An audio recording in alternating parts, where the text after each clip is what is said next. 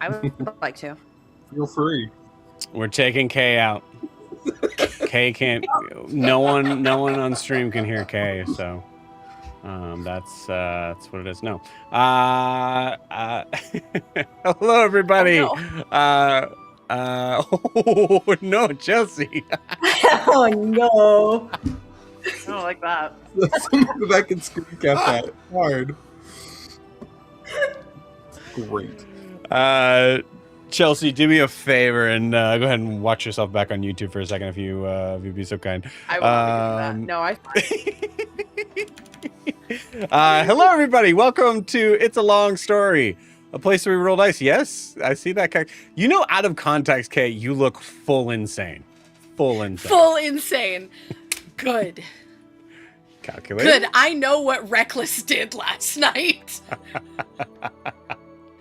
Actually, I don't, but, you know, it's fine. We'll find out. I do. Jack does. Hello, everyone. Welcome to It's a Long Story, a place where we roll dice, we tell stories, and we create some freaking magic. Okay, you're getting close to Drew level randomness right now, and that's saying something. Oh, no. Yeah. Did you just call me cringe? Did you just call me No, millennial Drew's not cringe. Drew is just full randomness. Drew is ADHD to the max. I love that for him. In a beautiful way. Drew, if you're watching this, we love you. He knows. Drew, join New Moon.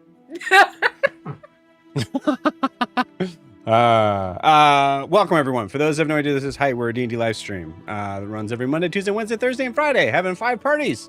This many living, existing, and breathing for those that do in the same homebrew world, the wonderful, beautiful world of Astera. And tonight, we are here with all of the current crew of New Moon. Everybody, take a look at your camera, wave, and say hi. Hi. Eh? That was about right. The whole thing. Okay, cool. We'll do yep. Oh, good. Welcome. So actually let's dive right in. Let's continue on. What am I doing? Sometimes this looks like Matt to just like jump in and be like, hi, and then go away. Oh. Announcements running through straight through. First off, this will be our last session until the following week. Trying to figure out what would be the weirdest way for me to explain that. Did I do it? Did I nail it? We're going to be off next week for the whole week. From July 12th through the 19th, we will not be having any sessions as I will be away at camp, hanging out with youngsters, teaching them, actually teaching a couple of them some D&D, some TTRPG stuff. So excited for that. But I will miss you all, and I will be back as soon as possible, which the possibility will be that following Monday. So just a reminder on that. Also, if you are interested, the World of Astera has a few open spots here in New Moon with these beautiful people here. Beautiful people wave. Brandon. You are he's beautiful. Too busy responding there we go. to me. It's fine. Just so instead of Stardew Valley, Kay just distracts the other classmates. I asked who was on recap, Joe. and you separated if you us. were here. No, I'm just kidding.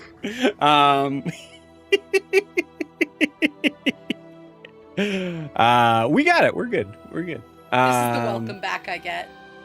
Yeah. Hey, welcome back. Show us the calculator again. And the one you deserve. It's very nice. It's very good.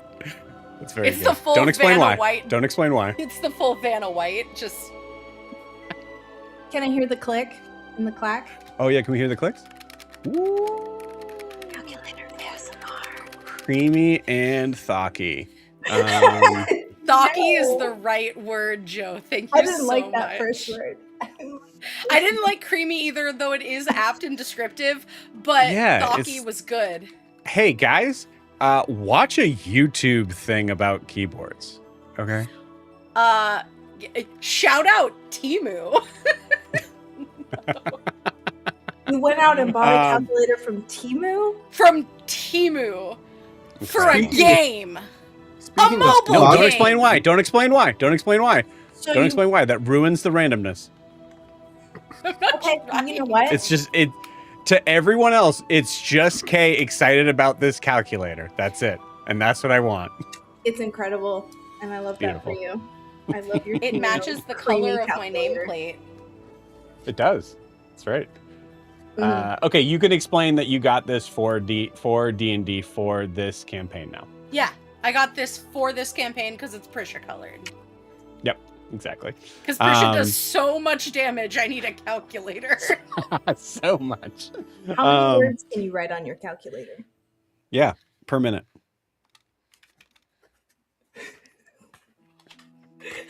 Boob. Incredible. Not getting that plural in though. Unbelievable. There we go. Damn. Oh, you ruined it. Oh, there it is.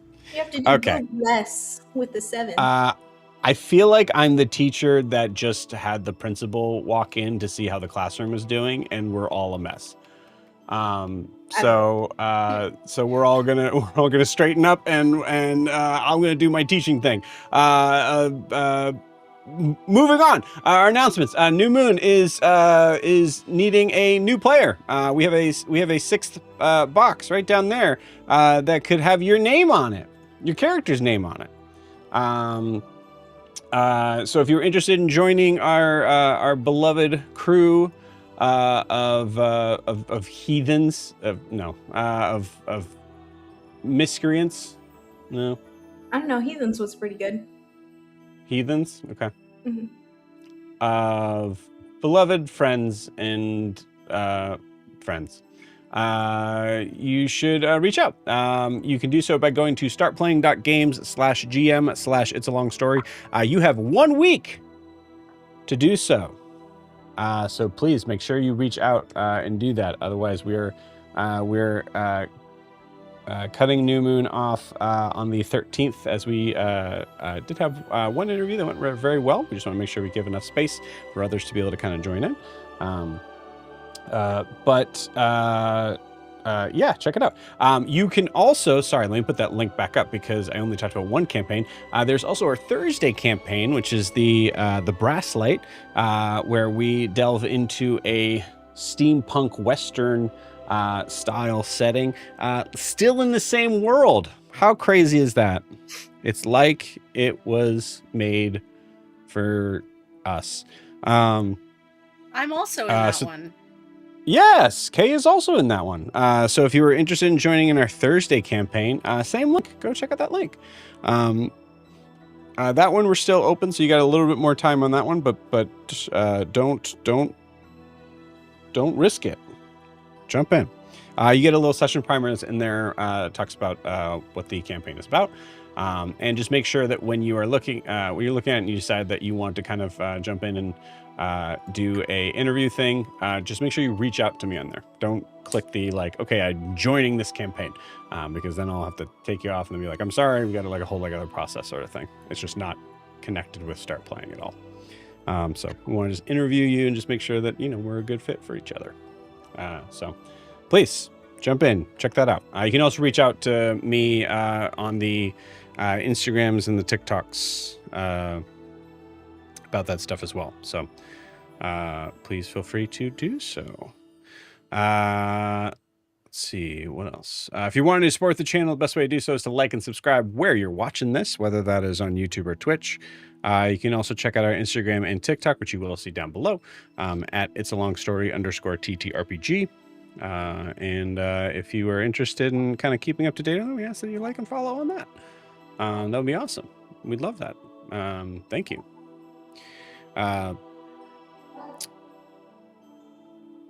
Missing something. Well, maybe I'm not.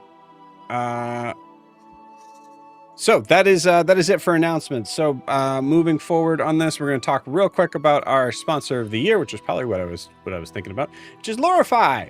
Lorify has been our sponsor since December of last year, and they have been crucial to me keeping my head on straight and not, not screaming at my computer or at my dogs.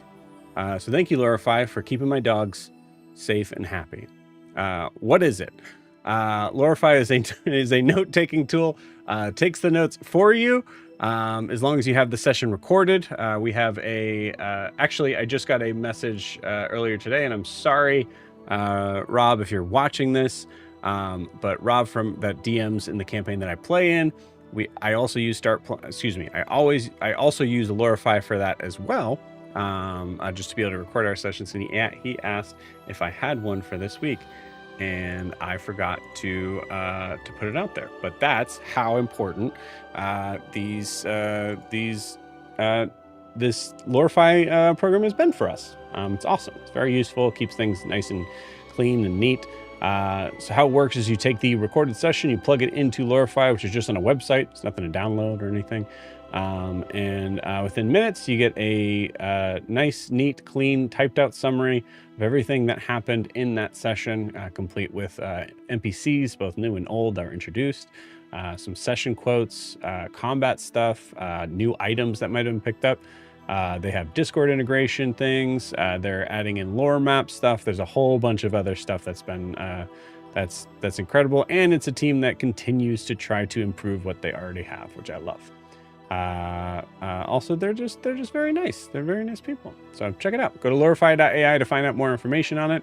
Let them know Joe from It's a Long Story sent you if you're talking to them. But either way, you should give it a shot. Thank you to Jordan and the team over at Lorify. We love you. Mwah! Moving lastly, before we jump into tonight's session, which I have no idea how it's going to go. It'll be very, I know how it's going to go. I have no idea what's going to happen. It's an interesting one. Before we jump in, we need to get a recap of where we left off with this Ding Dang party. So, Angel, would you please do us the honor? Thanks, Joe. At the top of the hour of this Lorify page that I am on, last session opened with tense aftermath of the battle at the North Wall Tavern. Grian delivers a vulnerable and emotionally charged monologue to Xavier Fernan, revealing the deep trauma of his past and his complicated feelings for Xavier. This appeal successfully cracks Xavier's resolve, leading him to order the Fernan family to stand down and retreat, though Lucan leaves with a final act of spite by spitting near Ianthe. Rude.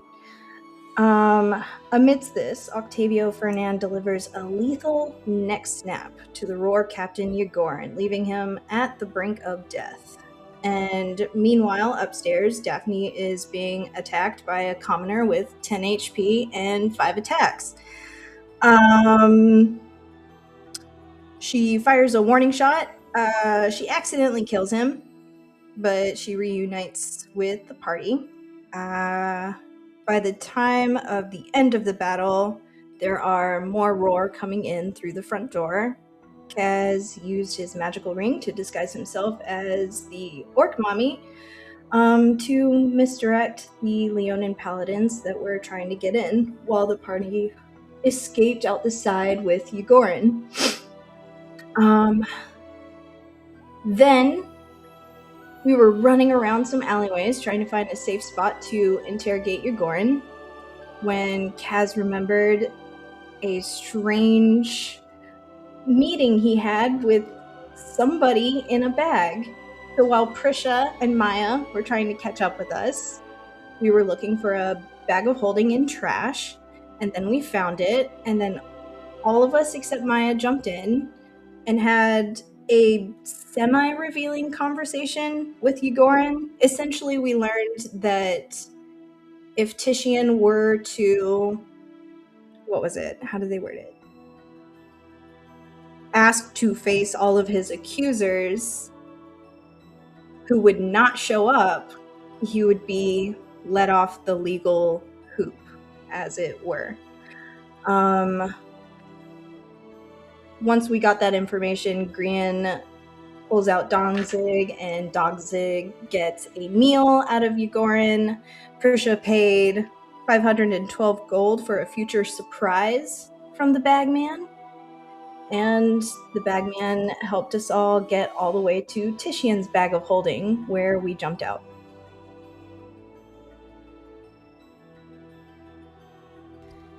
And that is me a the end. Subaru. Thank you very much. Thank you, Angel. Please take that point of inspiration. Well deserved. Very nice. Thanks. Also, I mean, you know, Orc Mommy had a name. Has a name. Did she? Yeah. But I think she's probably fine with Orc Mommy, honestly. That What was might her- as well be her title. Is Varka. Oh, okay. Yeah. Sorry, Mark. That's all right. You just lose the trivia game that we were going to play. I'm writing that down right now. But but the good news is you still get the point of inspiration, which is great. So very, very nice. Good job. Nice work. Anything else to add or questions, friends, about last session or going into this one? Mm-mm. Awesome. Alrighty, cool. I think then in that case, I think we're good, gang. Do you guys want to play some D&D? Yeah. Yeah, that sounds like fun. Yeah. Yeah? You guys Why want to do that? Yeah, I think that I would be amenable to those terms. You're amenable to the terms? Great. It wouldn't be like too distracting from like Stardew Valley, right? Like you. That's a good question. Okay. So this I wouldn't is want to like take away your attention. This is a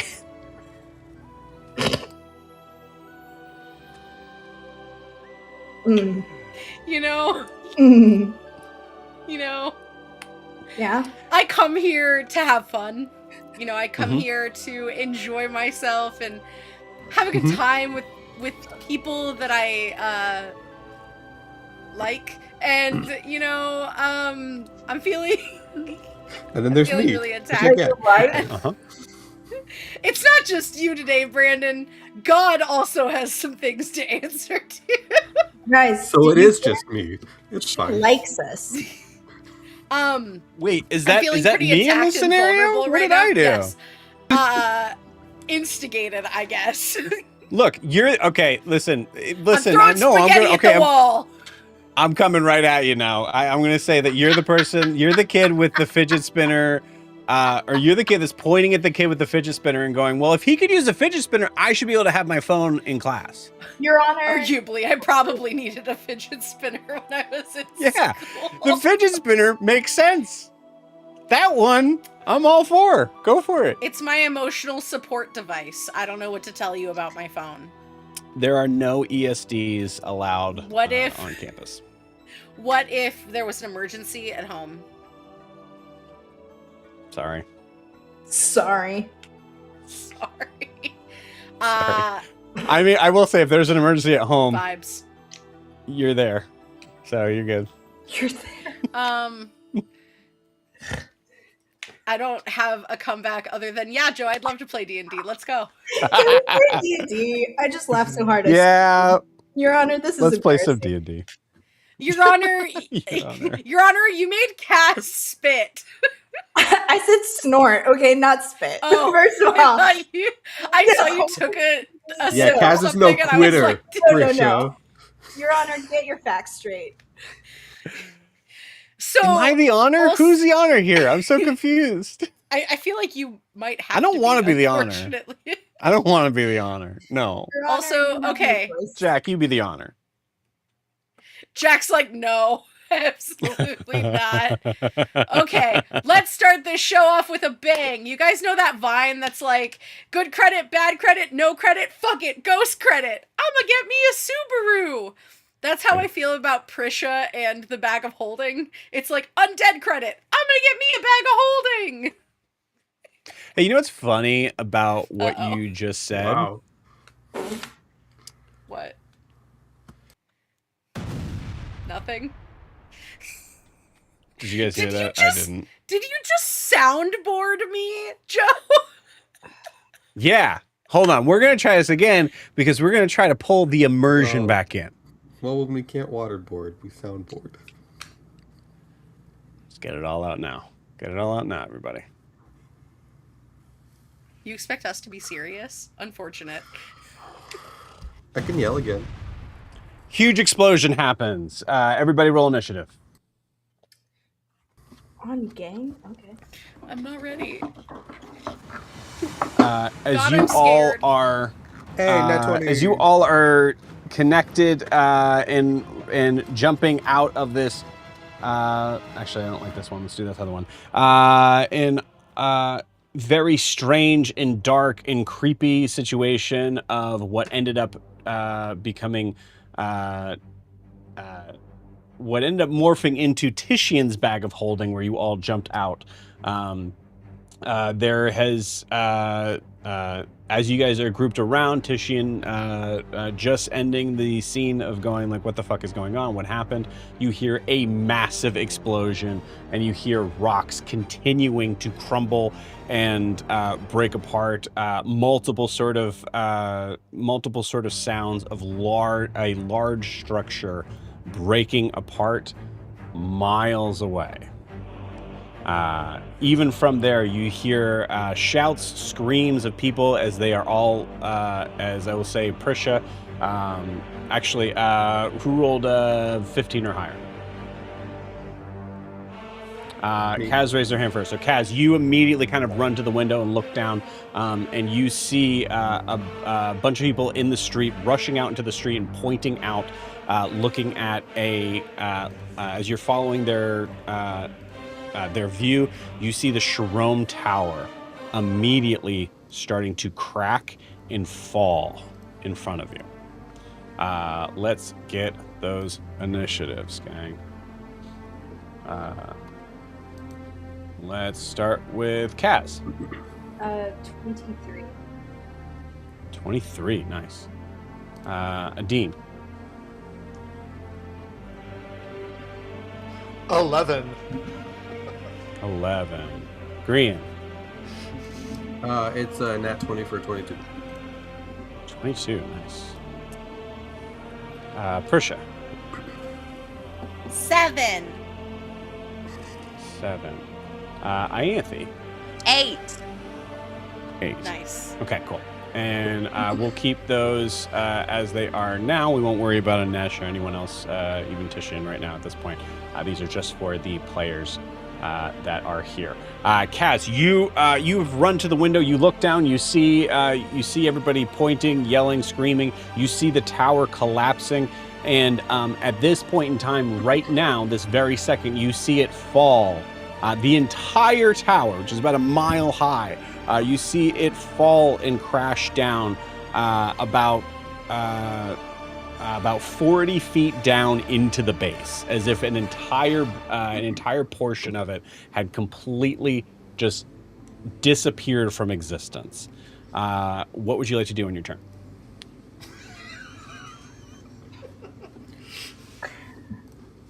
Fucking hell. Guys, you sent the Reckless to the tower, right?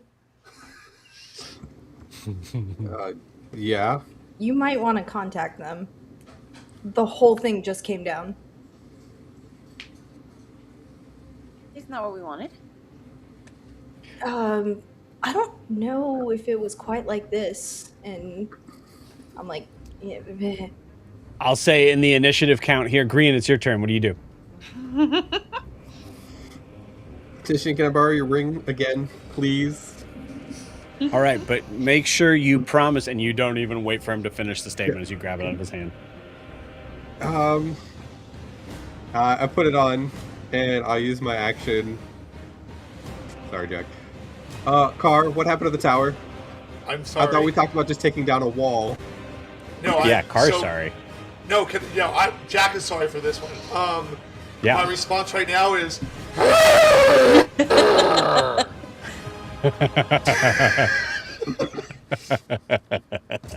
I correct, Joe? Spot on. Okay.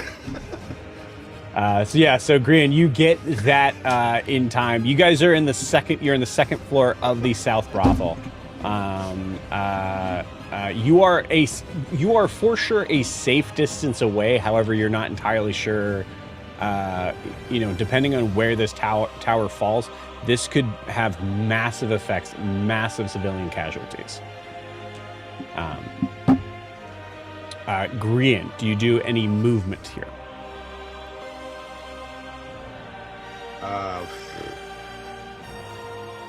If I look out the window, can I see it starting to fall?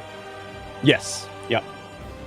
And can I see if it's falling towards us, or? You do not know yet. This is still like bullet time. Okay. Guys, I don't know if the Reckless is in trouble or something, but that tower's gonna fall, and we need to go. Maintenance on? I mean, should we use the fast travel? Can we? Nope. This is all on foot. Okay. Okay. I will say that's Grian's turn. Adim, it is your turn. Adim. It's like, wait, the tower's falling? Yes, the tower is falling. But then You guys spend a full round figuring out that the tower is falling. Okay. right. We're not very smart. Well, he's not. He has his stuff, and Green just said get on foot, so he literally grabs the Nesh and heads downstairs. I mean, Yeah, makes sense. You run off. To be fair, in 9/11, the towers came down, not necessarily over. So it's Okay. so like Go ahead. actually falling versus like falling apart is something just figuring out. You know what I mean? Yeah. Adim runs down the stairs. Ianthe, it is your turn. I start running. You got it. I'll say, Adim, are you dashing? 100%. Cool. Adib's goal is to get to where he can see the tower and have room to move one way or the other. Yeah. Yeah, I'll say with that full dashing, and Ianthe is kind of behind you, but a little bit of a ways as I believe you're a little. Oh no, you'd be about We're the same same speed. if we're both dashing. Yeah. So you're both kind of rushing out the door with Anesh. Anesh is going to stay with you as far as speed goes. As you're running out to the open street, at this point right now, all you see is the tower has gone from where it was sitting to dropping about 4 floors worth. Again, as if a massive chunk of the tower just disappeared. That's the way you're seeing the tower falling right now. It's just straight down. Okay. Ianthe, you run and dash with Adim. Anything else for either of you? Nope. Just running. Okay. Dash. Cool. Adim would, assuming, I don't know how far we're going ahead in time, but once he sees it's just falling down, he'd probably run towards it. Yeah, makes sense. And Yeah, let so you the, could and see let the that. party know through the walkie-talkie where he's going. Yeah, you got it. Okay, cool. It is now Prisha's turn. It is communicated that the towers are falling, or we don't. She's not at the window. He just walks away. Yeah, she's running, obviously. Yeah, she bolts. 4 people have asked me Asked the same question, question. I'm But smart. that's realistic. It's realistic for something so I know, unusual. I understand, but It's brutal. okay. Are you asking the scene or are you asking the DM? I'm asking the scene. Okay, makes sense. Yes, continue. Exactly. Yeah. Okay, yeah. Prisha sees an Esh, she's going. Like Prisha sees a demon in Esh, she's going. Cool. She's gonna try and grab anybody who's lagging, but she's gonna go. You got it. Okay, cool. Flip-flopping I her think. way. Yeah, I think looking at like Kaz can beat you speed wise. I think you kind of like try to grab Grian's hand to kind of run with you. Makes sense. How's Daphne? Okay, cool. Is she still at 3? I think, I think if I recall correctly, Daphne's still pretty hurt. So Daphne's probably like the NPCs are going to kind of move with you guys, but they're not gonna get as close as you guys might. No. So I mean, should we leave Daphne? No. We got 3 No. HP. No, That I does want her not by sound me. like a good idea. No, Okay. I want her Okay. close. okay, you got it. Then Daphne's running with you. Back to the top of the order. Kaz, you're up. Okay, so I know that my Psyblade teleportation is a bonus, but if I take no other action, can I throw it twice? Yeah, I mean, otherwise you'd be bonus action dashing, and I think that's cool. You can just like flavor it as that. Yeah. Yeah, that's cool. I can just. So if you want to just use that to like leave from the window straight to the road. Oh yeah, and then some. Yeah, I love it. Because I'm gonna roll to see how far I can go. Yeah, go for it. All right. So the first throw is 70 feet. So 70 feet out the window. Okay, Second throw is 30 feet. cool. I threw that What's second your one. move? What's your move speed? Is it 30? 30. Yeah, 30. Okay, cool. Yeah, so we'll just kind of we can mechanically call that even just a dash bonus action, and that makes sense. So you don't even have to spend that amount. Oh. You can just do it the first time. So yeah, so 70 feet. You see, Deem. There's not been enough really downtime between all of you really at this point to really kind of decipher the specifics of what you guys are able to do for each other here. So Deem, you see all of a sudden just out of nowhere, Cass is 40 feet ahead of you down the road. Not really sure how they got there, but they are jetting. The team has seen Kaz use that teleport before. Yeah, I would say there's a good chance that Dean doesn't really understand what the hell that is, but you could. He doesn't, but no, he does. I mean, he's seen it. He doesn't understand it. He probably is like, as he's running, saying, "Of course he's up there." As he's running. I will say with that, Anesh will kind of like instinctively ask because Anesh can move a little bit faster than you all. Anesh goes, "Do you want me to catch up with them?" No. Okay. All right. So that makes sense. Kaz, at this point, as we are now back to the top of the round here, go ahead and give me a perception check. Yeah. Perception.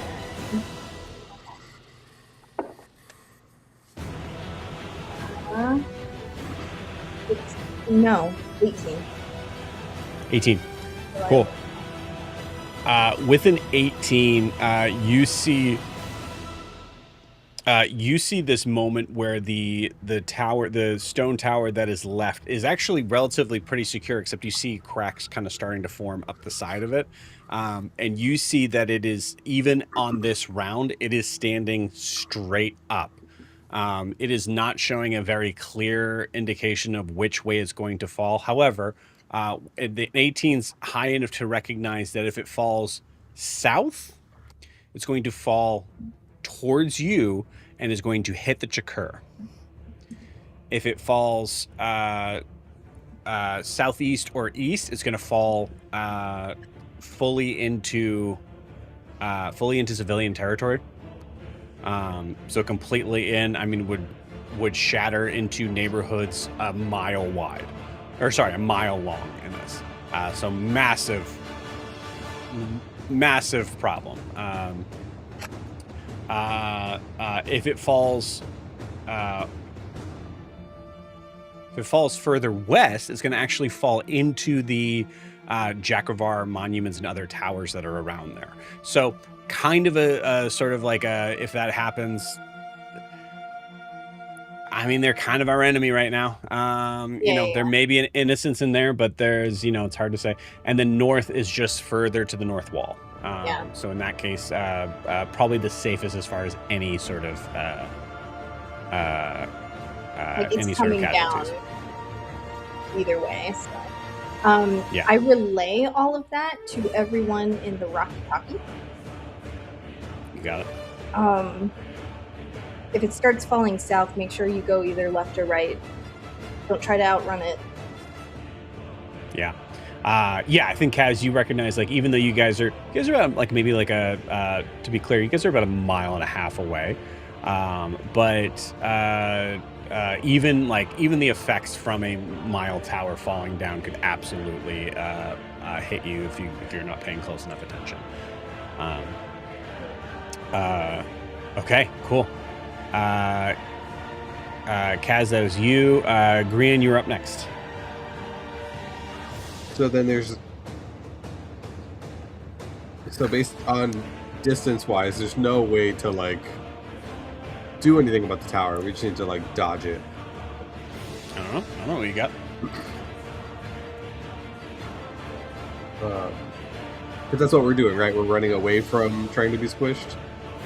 No, we're running. No, it sounds like you guys are all running towards the tower to figure out what you guys are to do as towards far it. as, And I'm just thinking, like, 1.5 miles is a really long way to run to try and do something about it.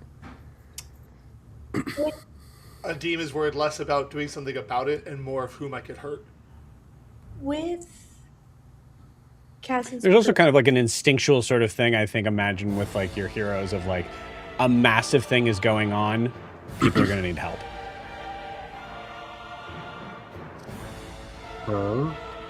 Exactly Adim's thought.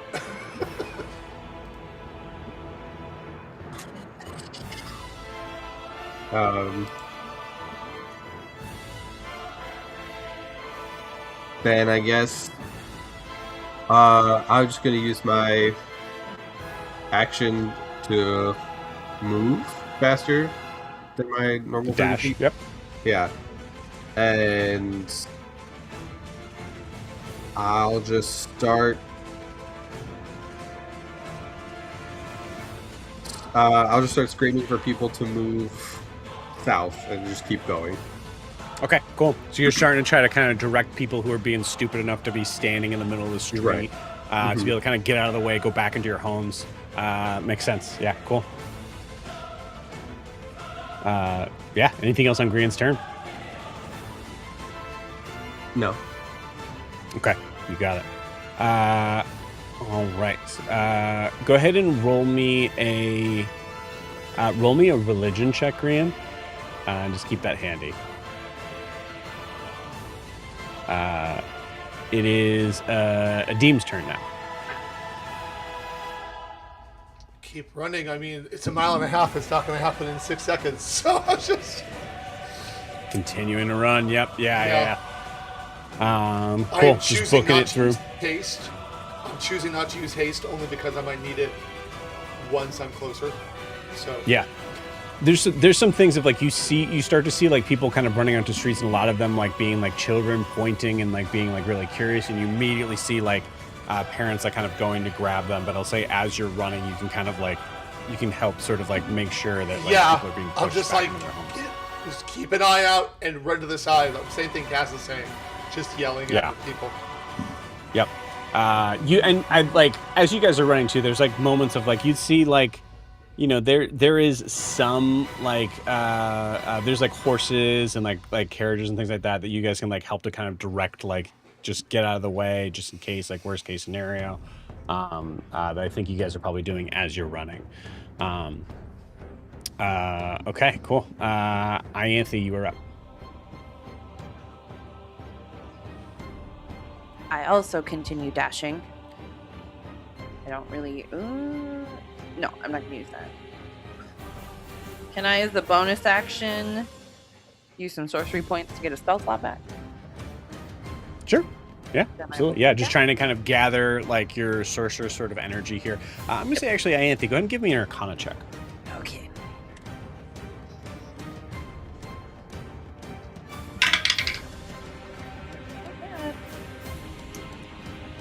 18. 18. Cool. With an 18, as you gather your sorceress like sort of energy to be able to kind of pull in to connect with whatever you use to connect to kind of power your spells in, you notice that there is a strange sort of moment of like if you were to imagine pulling the energy in as like tugging like a hard door closed. You notice all of a sudden that for some reason there is an immediate sort of give, as if something large and substantial was released here. Some sort of significant arcane energy that was broken open and allowed to escape, and that you're able to like pull in to you a little bit more. I do have a question. Yes. Do we still look like lions, or have I dropped that? I think you dropped it. Right. Yeah. It didn't. It's not concentration. I just needed to know what do I look like? Yeah. I think you look like Anthony doing this, but I think you, like I said, like you immediately feel like something massive just expounded from this that has nothing to do with the physicality of that explosion. Okay. If there's another word for that. Cool. All right. Prisha, you're up. Just for your knowledge, I got a 5th level spell slot back. Okay. So the tower is collapsing down and will tip in some way. Correct. As Yes. we are running, I realize it's only been 6 seconds. Can we start to see? Because I think I'm at the end of the round, like at the end of that 6 seconds. Can I start to see which way it's going? Go ahead and give me a perception check. It's going to be easier in the next round. As Kaz is on the top of that. Perception.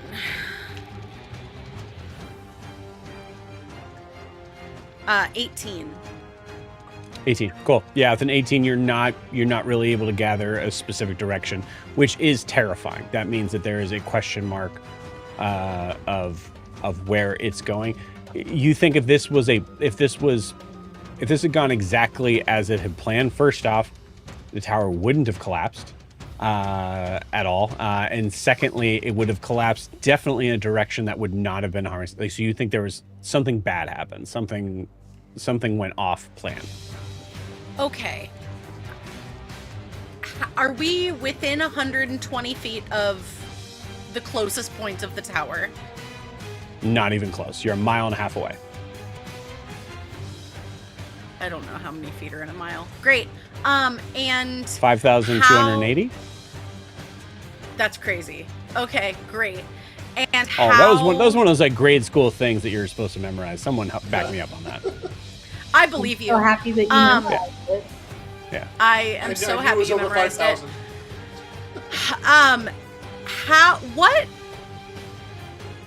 I swear there's a reason it just may not come to fruition this turn. How? Sure. What is like the radius, or I guess the diameter of Sharome Tower, if you had to guess? No, that's a good question. I don't have to guess. I do have to remember. Hold on.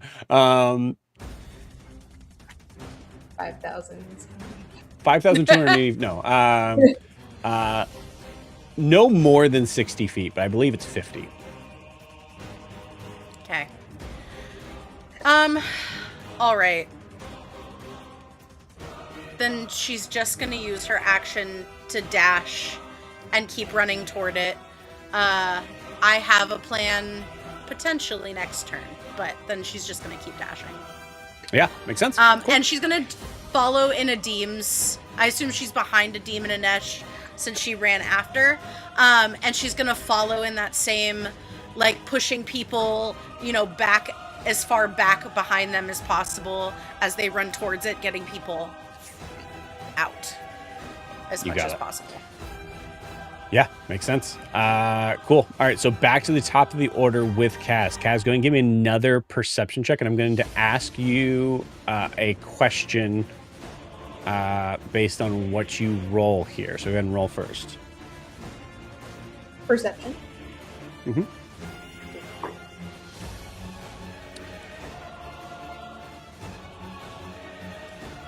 $22. 22. Okay, cool. With a 22, I will ask, what are you paying closer attention to? The effects of the people around you, the street, and like making sure that like the journey forward is unencumbered, or are you just focusing on the tower? I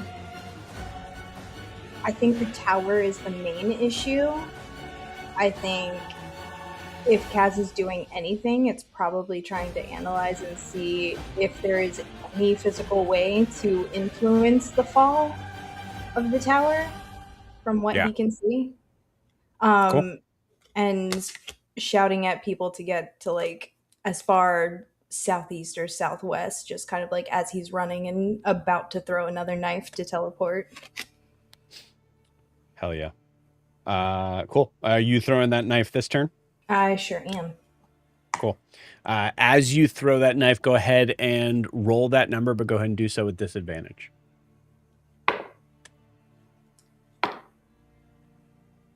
60 feet. Ooh, okay, cool. So 60, Kaz, you burst forward 60 feet, but you notice that there is a moment that where you kind of in that like kind of nightcrawler moment of like where you come in, you are now like sort of stumbling a little bit as you hear a second explosion that happens, and from that as that takes place, you like kind of like stumble. I think you kind of even do like a front sort of somersault to kind of gain your bearings on this. As I need everybody else here to give me a dexterity saving throw. I'm gonna say that teleport thing actually helped for you to be off the ground during that moment. Can I get advantage from my able sailor, so I'm used to being on uneven ground? Sure. Yeah, look at that to you. Okay.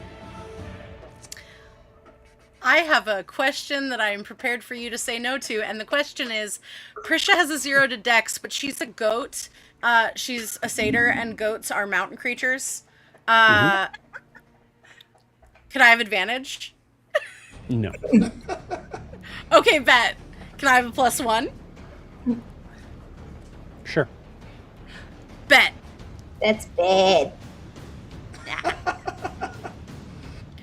I got a Thank you 14, for the Joe. plus. What'd you get? Tell me you got it. Nat Tell me you one. got a nat one. Did you get it? Prisha got a 3. Thank you for the +1. I Total rolled a 3? 2. Yeah, I rolled a baby, 2. love it.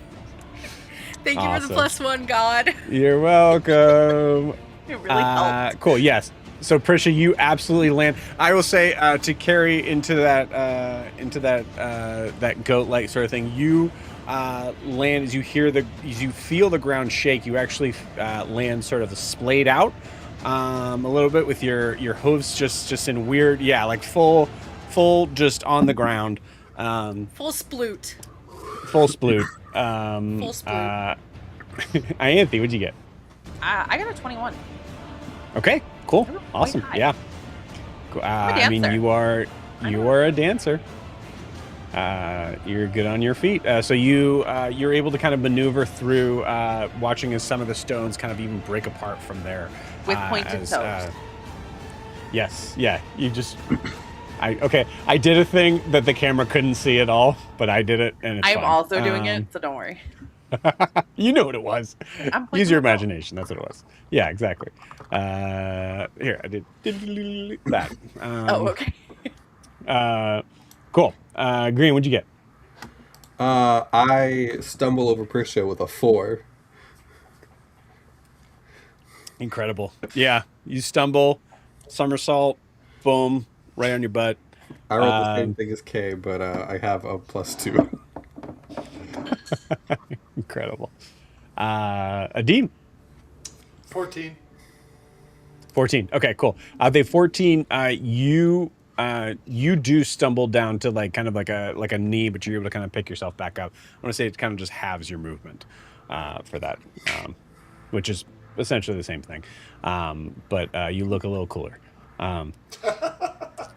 Weirdly enough, that actually makes Kaz have a larger gap in the space between all of you because of that teleportation there. So as that happens, Kaz, anything else for your turn? I only threw one knife, so I still have 30 feet of movement. Yes. So we're gonna take that. Is there any new information that I'm seeing being closer that I can give to everyone? Yeah, I think so. I think because you got that 18 on perception, right?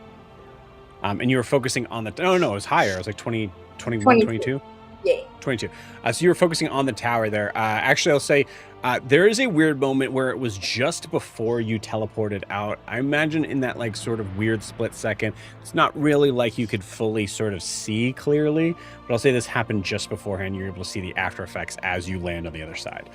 You see that that the second sort of explosion was actually viewed in front of you. From your perspective, you could see about maybe 40 feet up in the air. There was a noticeable like explosion, like a bomb going off that was launched into the air.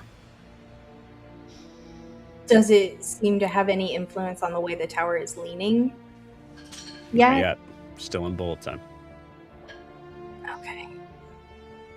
But that's good news. I mean, it's the opposite direction of southeast, which is... Yeah. I see what you're saying. Okay. Yeah. There was another bomb that went off. It looks like it's going to push it more north. Maybe. Cool. As you finish that statement, I'm going to assume that finishes your turn. Yes. Which is exactly when you guys hear yet another explosion that happens. Grian, that is your turn. What did you get on that religion check? A 10. Okay, cool. With a 10, there's a moment where you saw... let me ask you this. What were you focusing on in this moment as you were kind of getting outside and running onto the road? I'm just wondering what the hell happened with the Reckless. Sorry. What are your eyes focusing on? The tower itself. Okay. Again, cool. just being like, we had talked about taking down like a wall, and so Green's like looking at it. Does that happen? Trying to figure that out. You got it. Cool. As you're running in that direction, you see that. I'll say with that religion check, there's more of a moment here of it's something that has drawn your attention because of something else. It's not just like, it's not a perception check. It's because of like there's some sort of connection you have that has drawn your eye to something that Kaz didn't notice, which was it looked like there was something large and black. You can almost like feel like you saw like a little bit of like purple sort of smoke trailing behind it that jettisoned from the ground straight up into the air and then disappeared. Okay. So that's what you notice before doing anything on your turn. We said that the tower itself is like a mile high, so like roughly 528 stories, right? If there's like if there is an each story sort of thing. You guys know that there are some weird sort of things of like some levels didn't have stairs and others did. So, yeah. Okay, because that tall of a building, there's really no swaying it. Unless you hit like the top, which isn't going to happen.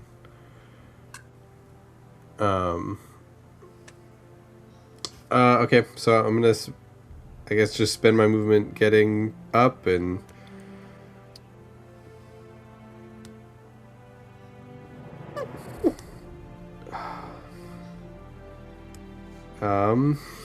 I'm debating if To be clear to everybody here too, if the answer to it's your turn, you go, I keep running, and that's it. That's fully fair.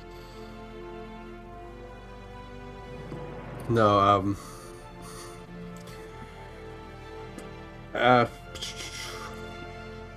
I'm gonna keep running for now. Okay. All right, you got it. At the end of your turn, Grian, you're focusing on the tower.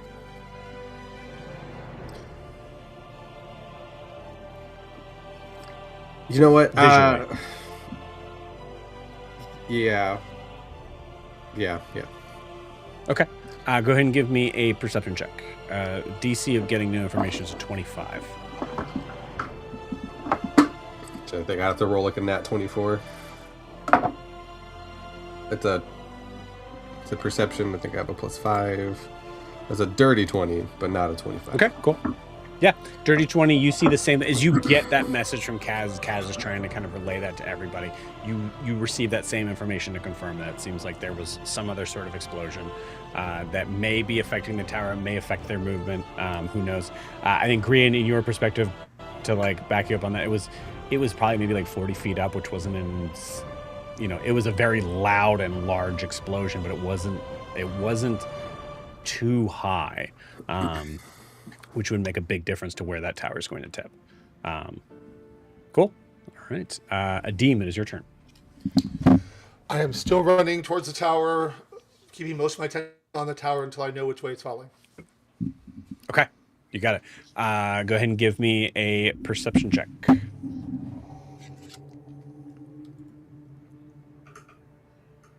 10. Okay. Cool. With a 10, you kind of have to just trust everybody here. Actually, I'm going to give something funny because with your blind sight, let's give a little, that's only 10 feet. I'm going to say with a 10, there's no new information. That's fine. I just keep going. Yeah. Cool. Makes sense. Ianthe, you're up. I do keep running and dashing. I want to keep an eye out as we get closer. I want to keep an eye out for, this is going to sound crazy, for like a statue or something very large or technically huge that I could take control of. Okay.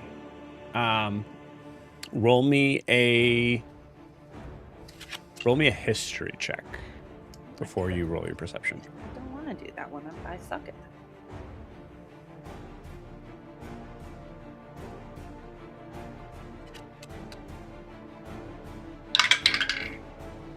Yeah, I suck at that.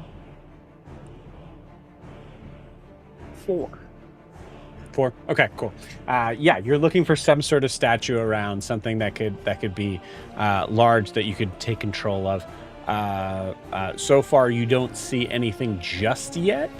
I'll say, actually, honestly, to the end of your turn, as you're just making your full movement to dash. So at the end of your turn, go ahead and give me a perception check.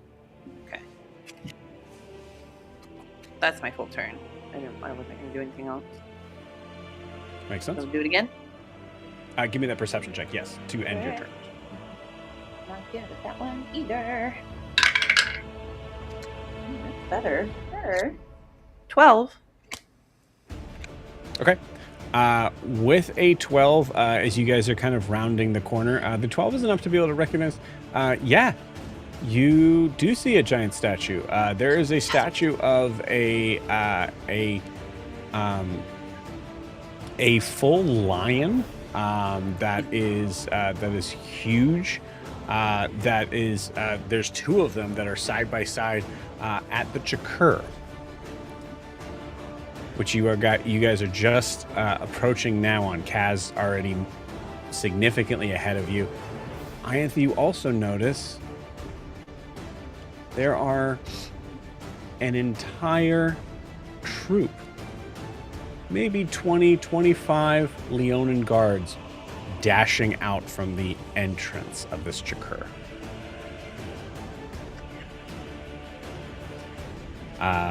That's what Ianthe notices at the end of their turn. Prisha, it is your turn. Yeah. Oh God. Okay, Prisha is. Joe, I have a question as a player who's been gone for 5 weeks. Did we take a long rest at some point in these last 5 weeks? I assume so. You guys, players could help out on that. I'm pretty sure we did. We Yes, did. we We did. took one.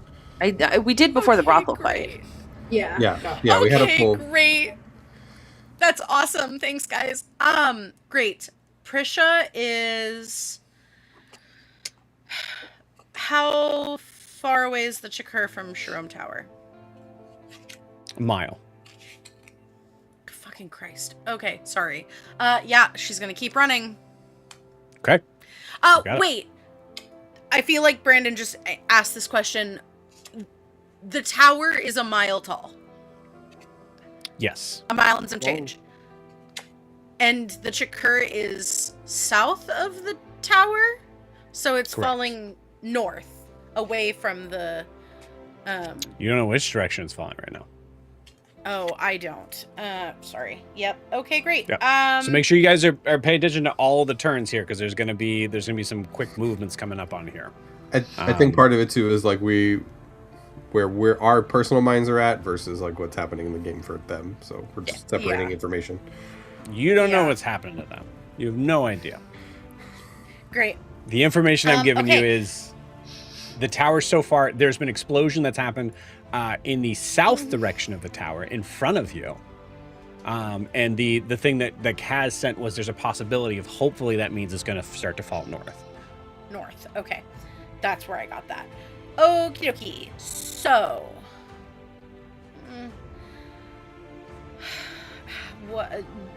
One thing, and then I will decide if I'm just going to keep running. I need to find my Bone Titan ability, which is hidden. Of course it is. Oh my god, where is it? You know what? We're going to keep running. I can't Okay. find it, which means it's not worth doing right now. You got it. All right, Kaz, you're up. So if Ianthe can see all of those guards coming out of the Chakur, are they like in front of me? Ianthe has right? not mentioned them. As But it Do I was get a the perception end. check? Yeah. It was the end of my turn. It was the end of the turn. I hear you. I Prisha, hear the you. end of your turn. Yes, if you keep running at the end of your turn, yes, you can go ahead and give me a perception check. But if Ianthe is So, Kaz- behind me by a Yes. lot, Ianthe's behind you by a lot, so I will tell you systematically, Kaz, you're in front of the guards that are going to be coming out. oh, okay, cool. Sweet. So how far am I away from the tower? You're still, I would say, about, only a little less than a mile. Okay. I'd say maybe 90 feet less. Like you passed the Chakur. I'll give you that. Okay, cool. Cool. As I'm getting closer to it, would I get a better viewpoint from a higher place or the street where I'm still running? That's a good question. It's a pretty wide street. This is one of the main streets here. So it's pretty wide, and the tower's pretty tall. You don't think you would get a better viewpoint from higher? I will also say though, Kaz loves to be up a high because it just means that you're more out of the way from people who you can't predict which way they're going, left or right, as you're booking at full speed. So leave it up to you. That part.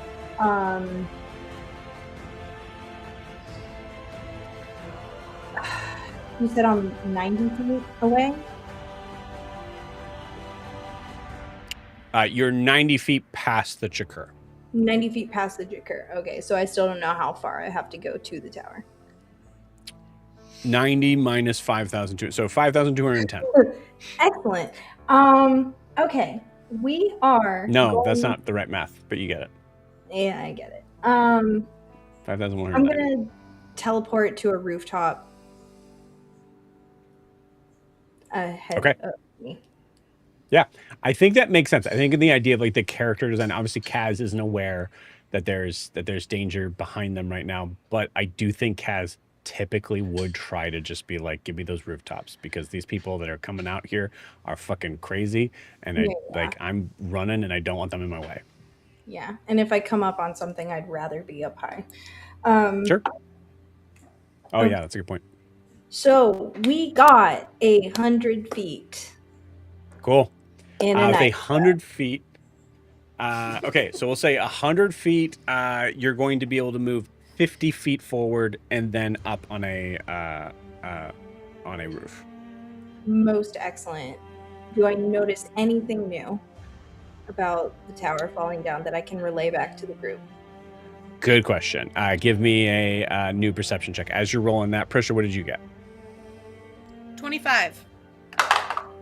Oh shit. Okay, hold on. Pause that roll, Kaz. With that 25, Prisha, you saw the Leonin guards that are coming. You also notice that the tower itself. You see there is a what looks to be like some sort of massive blast of. You swear to God, it's about like maybe like 80 or 90 feet up in the air, but it's like a blast of water just coming from a random source. And it is a lot. It is, I believe we did the math last night. I think it's like 21,000 gallons of water that is shooting with sincere, extensive force against the tower from the east side. So you saw a bomb explode from the south. You see water shooting from the east side. It looks like most likely with a 25, it looks like if it's the Reckless, you're not entirely sure. It's a possibility. It looks like they're trying to force the tower to fall north by northwest.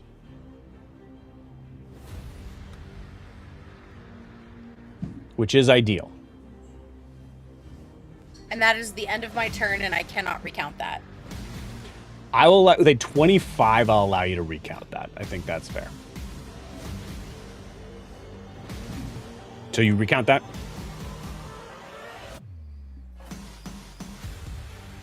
Can't hear. Can't hear you at all. Asshole. Can't hear anything. Did you mute your mic? Nope, nothing. Oh no. Check your mic. If I rolled a 26, do I get one more detail? Maybe. It's also a new round. Like, it's a new round when it's your turn. Keep in mind, when we talk about like 6-second rounds, it's what are you guys doing in those 6 seconds all together? So it's still like when it comes back to the top of your turn, a whole new 6 seconds is happening. As a kind of question mark. It's not like it's like 6 seconds, then 5 seconds to the next person, then 4 seconds. It's all in that same sort of thing. You back? Oh no. Yes, I recounted. My internet went out. Is what Kate said. Cool. All right. Cool. So Cass, with a 26 perception, you hear shouts in a language that you don't understand, but you're very familiar with as of it's a recent occurrence. As you hear Leonin guards behind you, about 50 feet behind you, who are running out to the street, stopping, and then waiting for a commander to come out to tell them what to do. You also notice that looking past on there, you see that New Moon looks like they're about to all run headlong into them. Some of them may be noticing, some of them not. You're not entirely sure. Okay, cool. I'm immediately getting into the rock. Hey, there's a bunch of roar that you're heading right for. Do you want me to take care of them? Distract them? Oh, yeah, you guys can respond. Was that to all of us? Yeah. Yes. To everyone. I guess above table, are we fighting the roar? I feel like that's going to take a lot of time. About 20 guards just came out. a lot of time. Because we I were. can animate that statue and have it distract them. It's not bad. I mean, there's plenty of distraction in front of them, but yeah, also, yes. Especially if Yeah, you not really guys sure want they're to like looking at beat us. them there. Yeah, exactly. Yeah.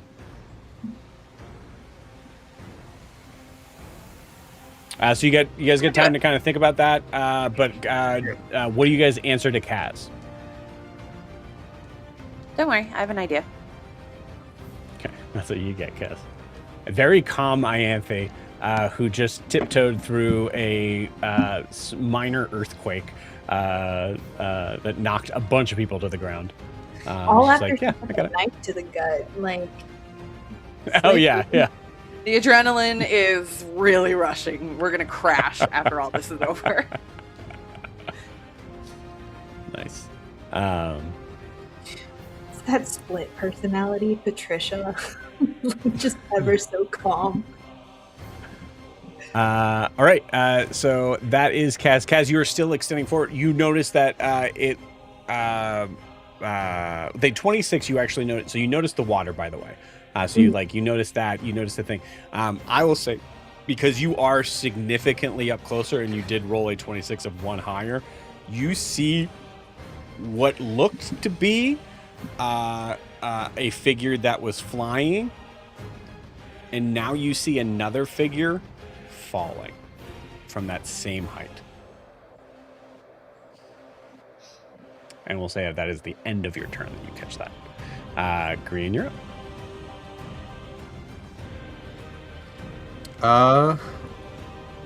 I'm just gonna. Ianthe said she's got a plan, so I'm gonna follow Ianthe and keep on keeping on, trying not to be suspicious as we keep going. Okay. So is your goal here, Green, because you might start to kind of run through these guards here, is your goal to stay behind until Ianthe makes that distraction? Is your goal to try to sort of stealth your way through? Give me an idea of how Green wants to try to proceed. I'm gonna stay behind until Ianthe does her thing. So I'm gonna Okay. follow like with her feet. You got it. Okay. In that case, you would have an action if there's something you want to do. You can even hold it, because you only be able to move like 30 feet.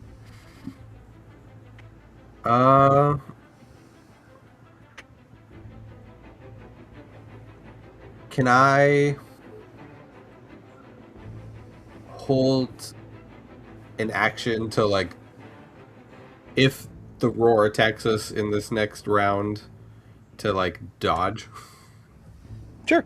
Yeah. Absolutely. You can take the dodge action. Cool. Okay. Cool. It is now Adim's turn. Wait, am I noticing the amount of roar? Are they near me at all? Where are they in relation to me? You guys were alerted of their presence, so they're about 30 feet away from you. None of them seem to be looking in your direction. There's plenty that's going on that they're Are they looking to my at. left, behind, like 30 Ahead, feet away? 30 feet ahead. I just keep running them. Okay, cool. Are you trying to give me an idea of how you would like to move past these guards? So if I keep moving, I'll be moving through them? Yeah, they're 30 feet in front of you at the start of your turn. I figured they were still moving, like the same direction I am. No, I they figured keep stopped moving. and they're waiting for their commander to come out to give them instructions. Oh, then no. I take a side street and find a different road and keep going north. You got it. Cool. Give me a survival check. Okay.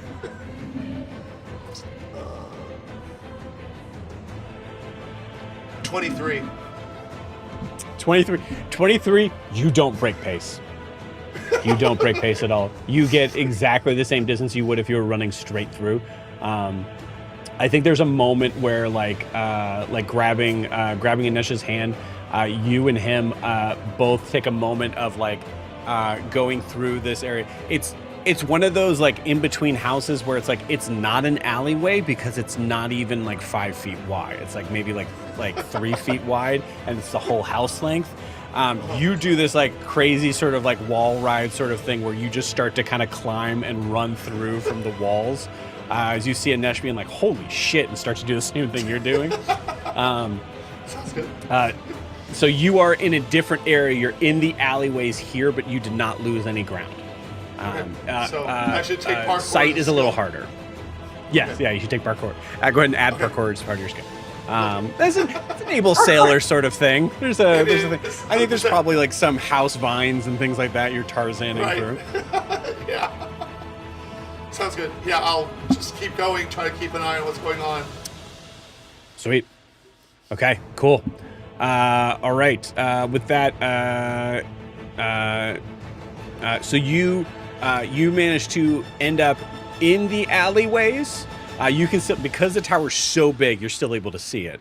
But you're kind of looking above now from the houses here. So you can kind of Okay. run back to the main street, most likely at the beginning of your turn, to be able to kind of get a full sort of vantage point again. But here it's a little bit skewed. It's fair.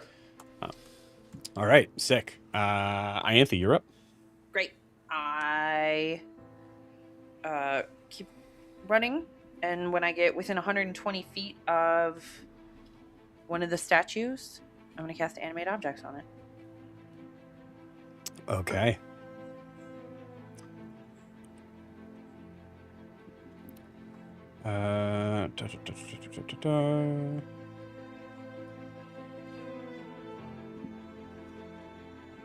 So with that, you're able to handle one huge. One huge. thing? Technically, I could do, in addition, one medium or two small, but I don't know what it would be. You respond to target cancel. Actually, number of objects is equal to your spellcasting ability modifier. Your spellcasting ability modifier is Charisma. right, which is, but the total of +5, I think. +5 sounds right. Yeah. Medium smaller counts as 1, large counts as 2, huge counts as 3. Okay, cool. Yeah. So I get what you're saying. So cool. So you're using this pretty much just as a distraction. Yeah, and if we need a giant thing to push the tower in a certain direction, I'm hoping a giant lion would do that. Yeah, makes sense. Cool. You see, cool. So Grian and Prisha and Kaz, because Kaz, you're kind of like looking back, see one of the larger sort of like statue of these like very like. The reason why I said statuesque is it's very much that typical sort of like lion in front of the rich sort of house sort of thing, is what you see. Yep. One of these, as you see it all of a sudden just kind of crack and break from the wall that it's on. As it breaks down, you see it kind of ruffle its hair, its mane, and as that happens, all of the bits of rock that was connecting it to the wall start to fling out and go in random directions. There is no question. I'm not going to roll anything on this. One of the commanders actually was just coming out. And actually, I'll say, Anthony, you're facing that direction. Go ahead and give me a perception check. Okay. I gotta pick the right d20. They're not doing super on the perception. I would say that's still heavy metal, but I guess it's stone. Heavy Hell stone. yeah. It's a 10. Okay, cool. With a 10, you're focusing on trying to keep this creature from hurting anyone else. So yeah, you see it kind of like shake its mane out. You see things sort of crash down. You see all of the Leonin guards. Some of them kind of turn and look, and one of them kind of yells commanders. You see one of the figures there kind of has to duck down and throw a shield over his head. You are absolutely easily distracting all of the Leonin here. They are... If they're not focusing on this, they're focusing on the tower. This just straight up works. This is good. This is enough. Hell yeah. Okay. Anything else on Ianthe's turn? As a bonus action, I just tell the statue, I command it, keep them away from us. Okay. In that regard, do you want it to try to run in a direction? I... Ooh, No, I don't. I want it to stay.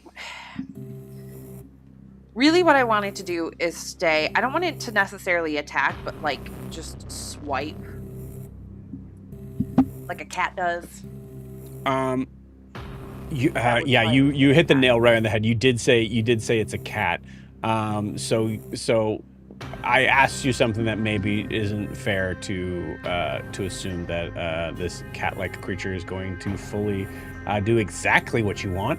So instead, what the cat does is he jumps up onto the roof of this not Parthenon. What is it? Building? Coliseum. Thank you. This Coliseum like structure just kind of jumps to the top of it and just starts knocking like large statues of other sort of depictions of like past warriors just down off of it. And then I just watch and I'm like, maybe I should have been more specific. It's okay.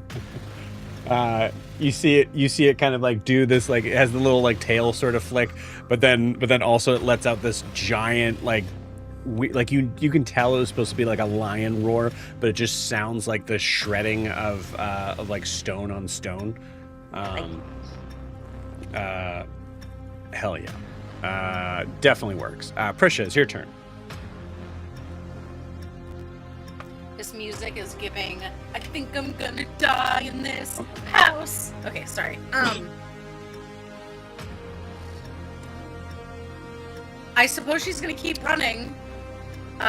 She's not gonna bother herself with the Chikura. There's a giant lion on the top of it. So she's just gonna keep running toward the tower, with her Bone Titan wild shape in her back pocket for when she can be big and helpful. Okay. All right. Cool. You got it. Prisha pushes through, seeing Ianthe successfully distract everyone. Yeah. Giving another moment of like, okay, well, there'll be a reason why I need to use this. As you're just like pushing through guards. Prisha's not even saying excuse me, so that's how you know Prisha's annoyed. It's pretty scary. None of the Leonins notice. Like, she's just clomping on their little paws with her hooves. She's just like clomp, clomp, move. Dang! Oh, she's living. Living. So wait, There's so she no does that sorries. and doesn't say I'm sorry or excuse me? God damn. Yeah. Ooh. There is She's a raging. tower falling. There are people who could get hurt. She is in a rage. Beautiful. This is Prisha's rage. Innocence! Cool. All right. So going to the top of your turn. Going back to the top of the round here. Kaz, you saw a figure falling. At the top of the round, as you see that happening, they manage to fall about 30 feet before it's your turn in the bullet time. So you still see them in this moment, but they're falling from a deathly height. And unfortunately, they are still 5,000 feet away. There's not much that I can do for that person.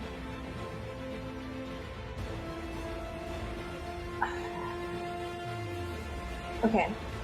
I'm gonna use a bonus action to recover a psionic dice. Okay. I'm gonna get one of those back, and Kaz is going to stay where he is and watch and make sure that Ianthe, Grian, and Prisha make it through the crowd of paladins before he goes any further. That makes sense. Cool. Kaz, I'll say we'll call this because you're staying put, you're kind of gathering your thoughts in here. I'll allow you to kind of give you that perception check to then be able to do some sort of object interaction or talk Cool. After. All right. Perception. 18. Okay, cool. With an 18, you see with a significant sort of like the lump in your throat gets significantly smaller as you see that tower is actively tipping north.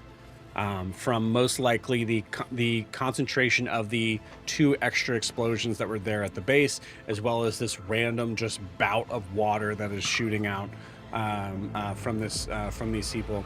So it seems like that most likely, assuming it's the Reckless, most likely it worked. They're going to be able to make sure that the casualties are minimal, and most likely Leonin if it's anybody.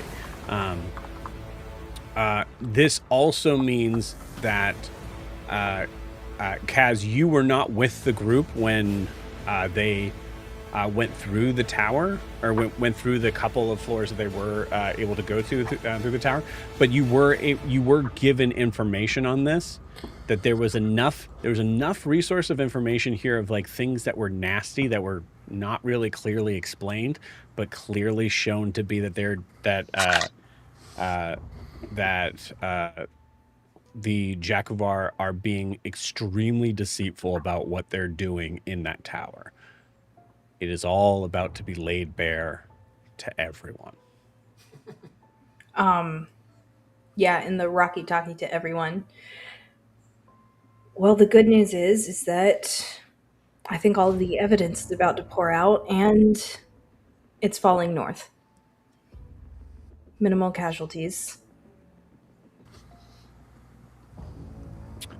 Okay, cool. Yeah, makes sense. And Kaz, you stay still, and I think Kaz, do you like mention it like I'm going to wait for you guys to get through? Sure. Yeah. Yeah. Cool. Okay. It is Grian's turn. If there's minimal casualties, are we still racing for the tower? The Reckless might need help.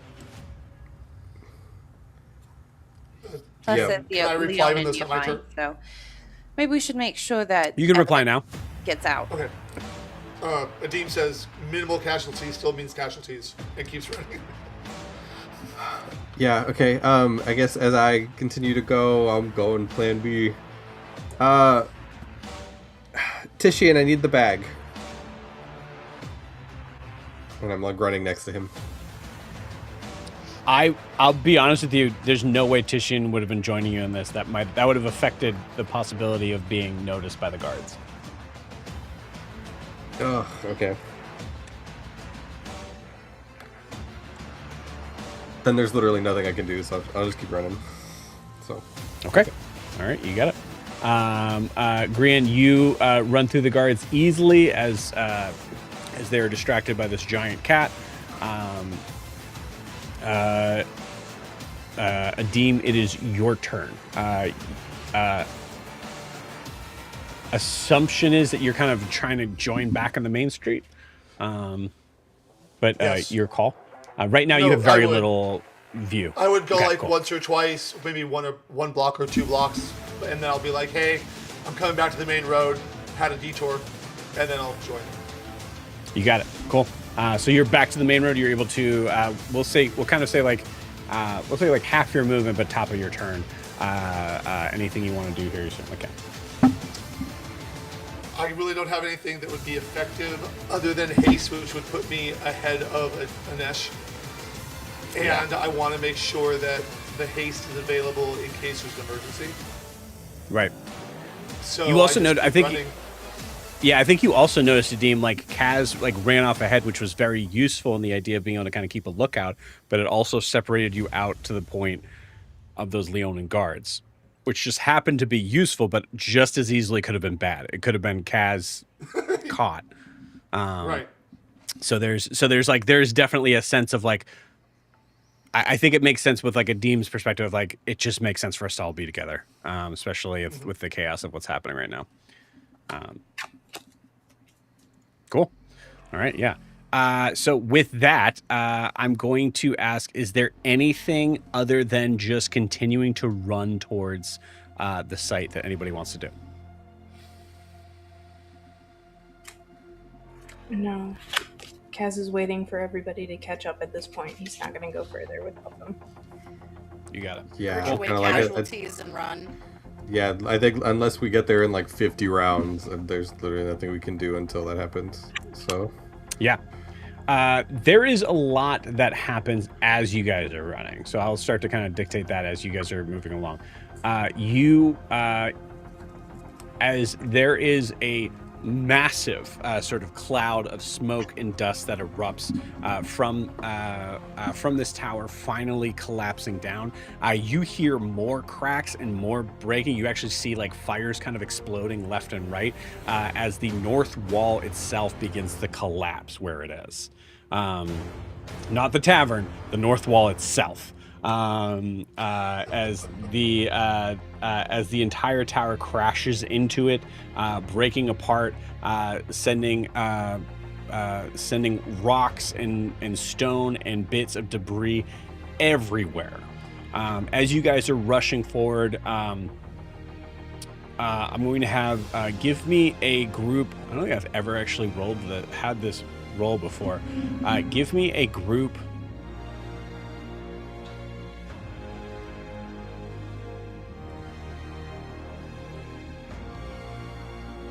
Let's do this. We'll have this be a skill challenge.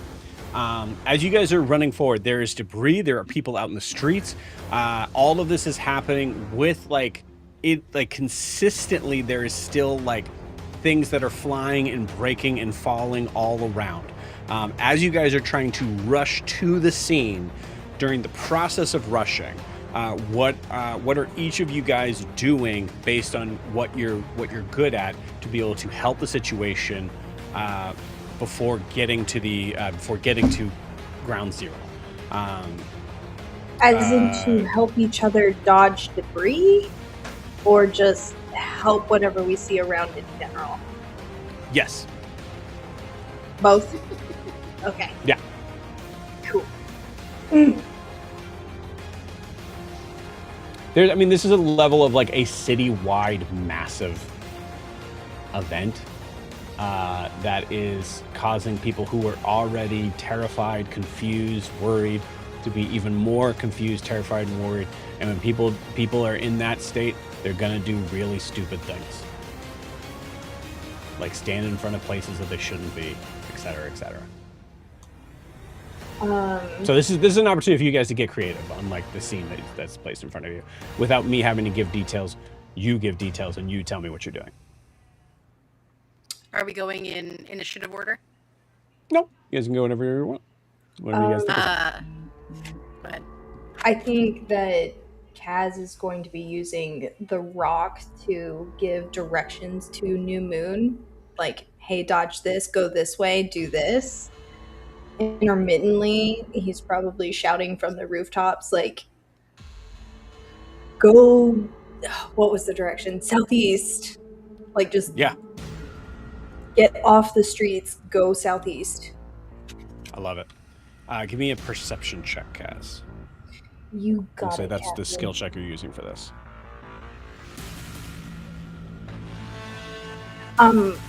If it's not high enough, can I use my side eyes to boost it? Are you? It is my expertise. You have no idea. I mean, I'll say in this case, we don't know if it's going to fail or not. So I'm going to say it's your choice, but you have to make the choice now. I would say that in this moment, he would want to boost that to be as accurate as possible. Okay, so we got a natural 20, and then we rolled 7, so a 27. 27. Okay, cool. Nat 20, 27. Mark off. Okay. Incredible start. Prisha, what are you doing?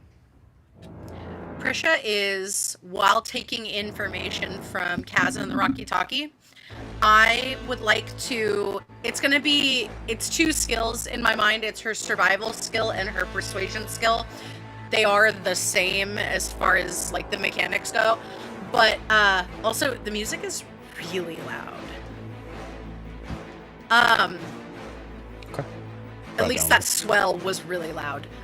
So she is going to, while taking direction from Kaz start basically the people in the vests during emergencies being like, go that way, push, go.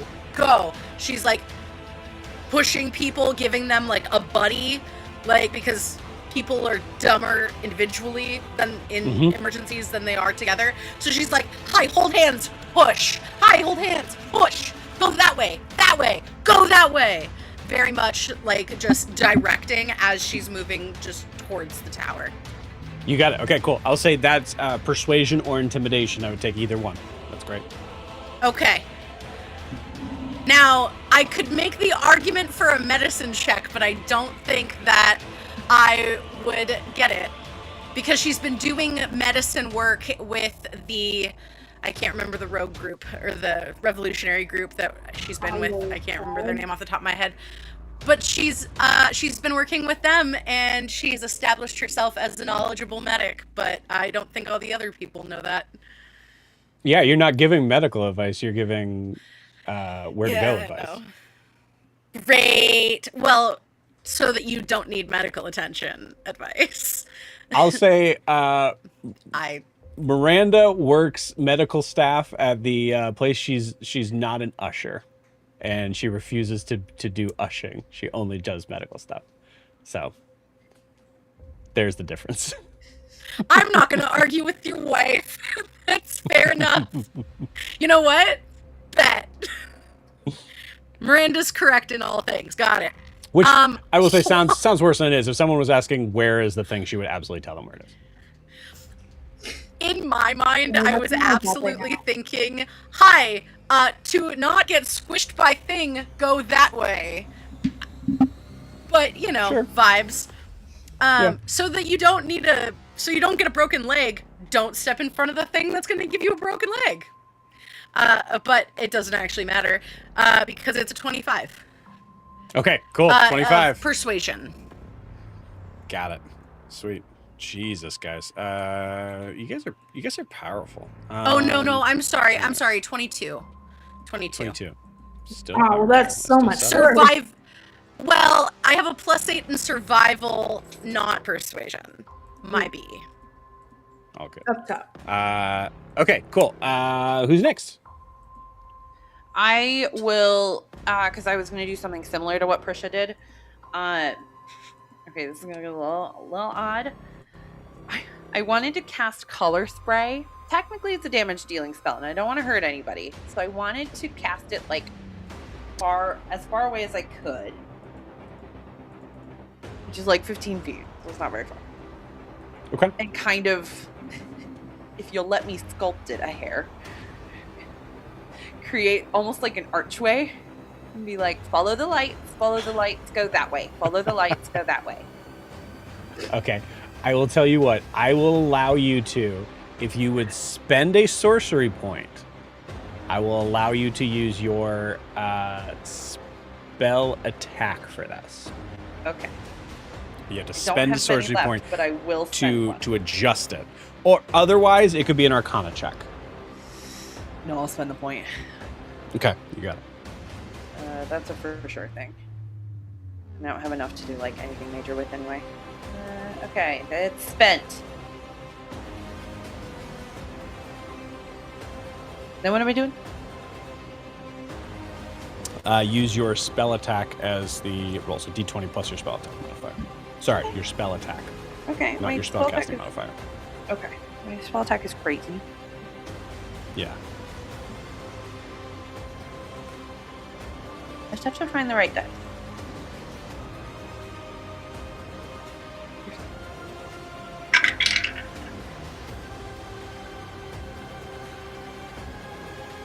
How's a natural 1 sound? Natural 1 sounds bad. Nat 1 for what amount? 13. 13? Okay, cool. Cool. The nat 1 just negates the nat 20 that Kaz rolled. Damn it. So, but hey, that's. I mean, I'm not gonna say it's good. It's bad. No, but it's good job. not good. That's bad. That's not good. It's That's fine.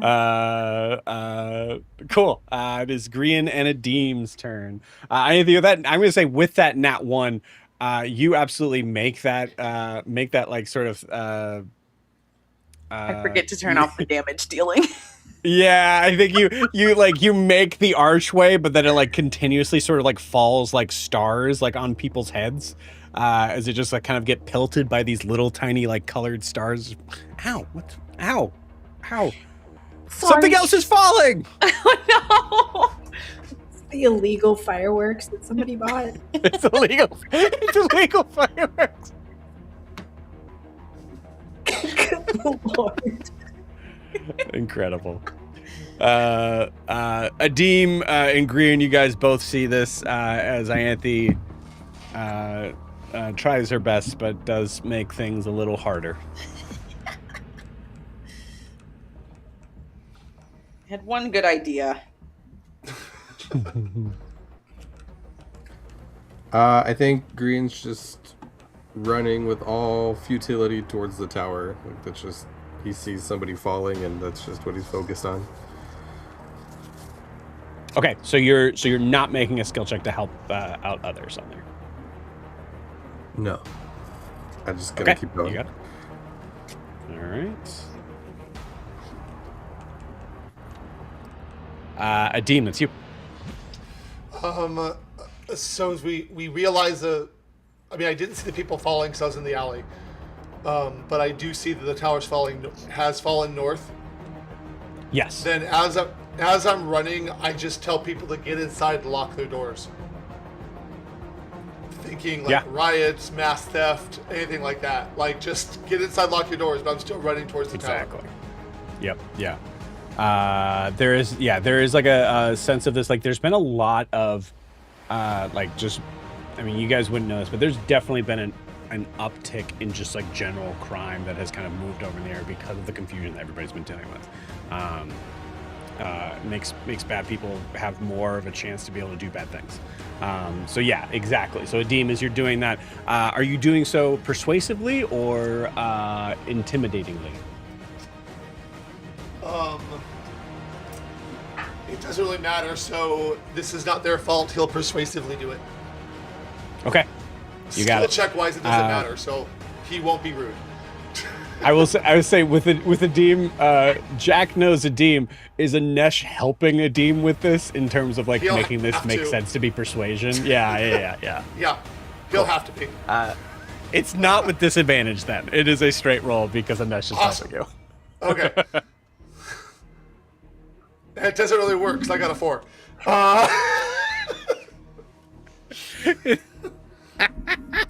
It's a lot of Anesh being like, okay, sorry. What he meant was there's a lot of that. Fair. Total of 4? Yep. All right. Green, you sure you're not doing anything? You got your friends here got a 4 and a 13. Because my mind is just focused on our friends at the tower. The only way I can think of to speed this up without expending anything would be I need something that moves a little bit faster than I do. And I don't know if it's going to help intimidate anybody, but I'll call out Danzig and jump on his back because he has a movement speed of 60. And if we're just bolting, it's a movement of 120. Yeah, that makes a hell of a lot of sense. And I think in the idea of like this isn't even necessarily a persuasion sort of thing on this. This is physically being able to push people out of the way. You're physically making more space in the street for people not to be. So yeah, that's a great idea. Would one make an intimidation check based on how it worked with what's his face that I intimidated? Yeah, really I think at Cerberus? Yeah, this could be an intimidation check. I think this is either intimidation check or athletics check for using Danzig's stats. So intimidation with Grian stats or athletics with Danzig stats. Oh, okay. Yeah, okay. Yeah, no. Athletics with his, because it's a +7. To a +4, so. That's going to be a 19. Okay, cool. That might actually. How about a ton? A total of 19? Correct. 12 + 7. Cool. All right. So Danzig is just physically sort of pushing people aside, to a point of like they might get slightly injured, but it's a difference of that and then them just getting bowled over by other people or being, knocked to the ground and being trampled on. In this way, Danzig is able to sort of be the snow plow for everybody to just kind of like get into a space where you're not in the way right now. Hell yeah. Okay, Which cool. technically, to get to the tower would give me like 4.5 minutes now instead of Yes.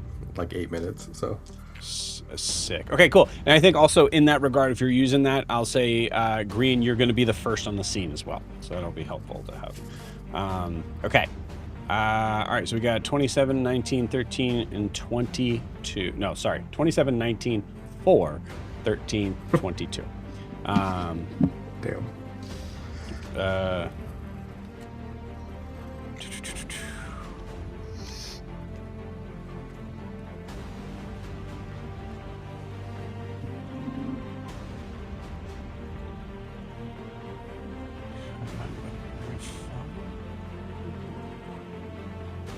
Okay. Average 17.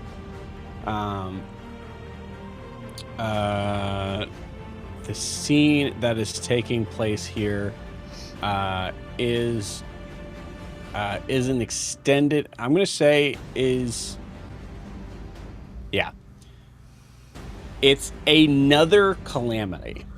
Adding to what has happened last night. So it's going to be a harder number to sort of try and commit and be able to kind of give enough energy here without any sort of negative things happening. So I'm going to be rolling with advantage. The DC is 17 that you guys took in place, and there's no modifiers to this. So I need to roll. So one of these needs to be an 18 or higher to have you guys fail. That might have been a weird way to explain that, but does that make sense? Mm-hmm. Cool. All right, here we go. That's 2 6s, a 6 and a 6. Cool. So with that, you guys have much more presence here in Hasamal than you may have originally realized. Even without Titian's help here, you guys are able to showcase how powerful you are, and therefore, and maybe even more important, that you are here to help, which is a huge factor on the idea of what that has been set up against you, specifically against Titian, but against you all, of you all being a positive force in this city. So you guys are able to actively fight against that to a success, to be able to get to the scene and keep the craziness and the calamity of the situation to a minimum for those on the south side going into the north side, all the way up to the base of what once was the Sharon Tower, now a mess of rock, debris, and some other things, which you'll find out in a little bit. We're gonna take our 10-minute break. See y'all in 10.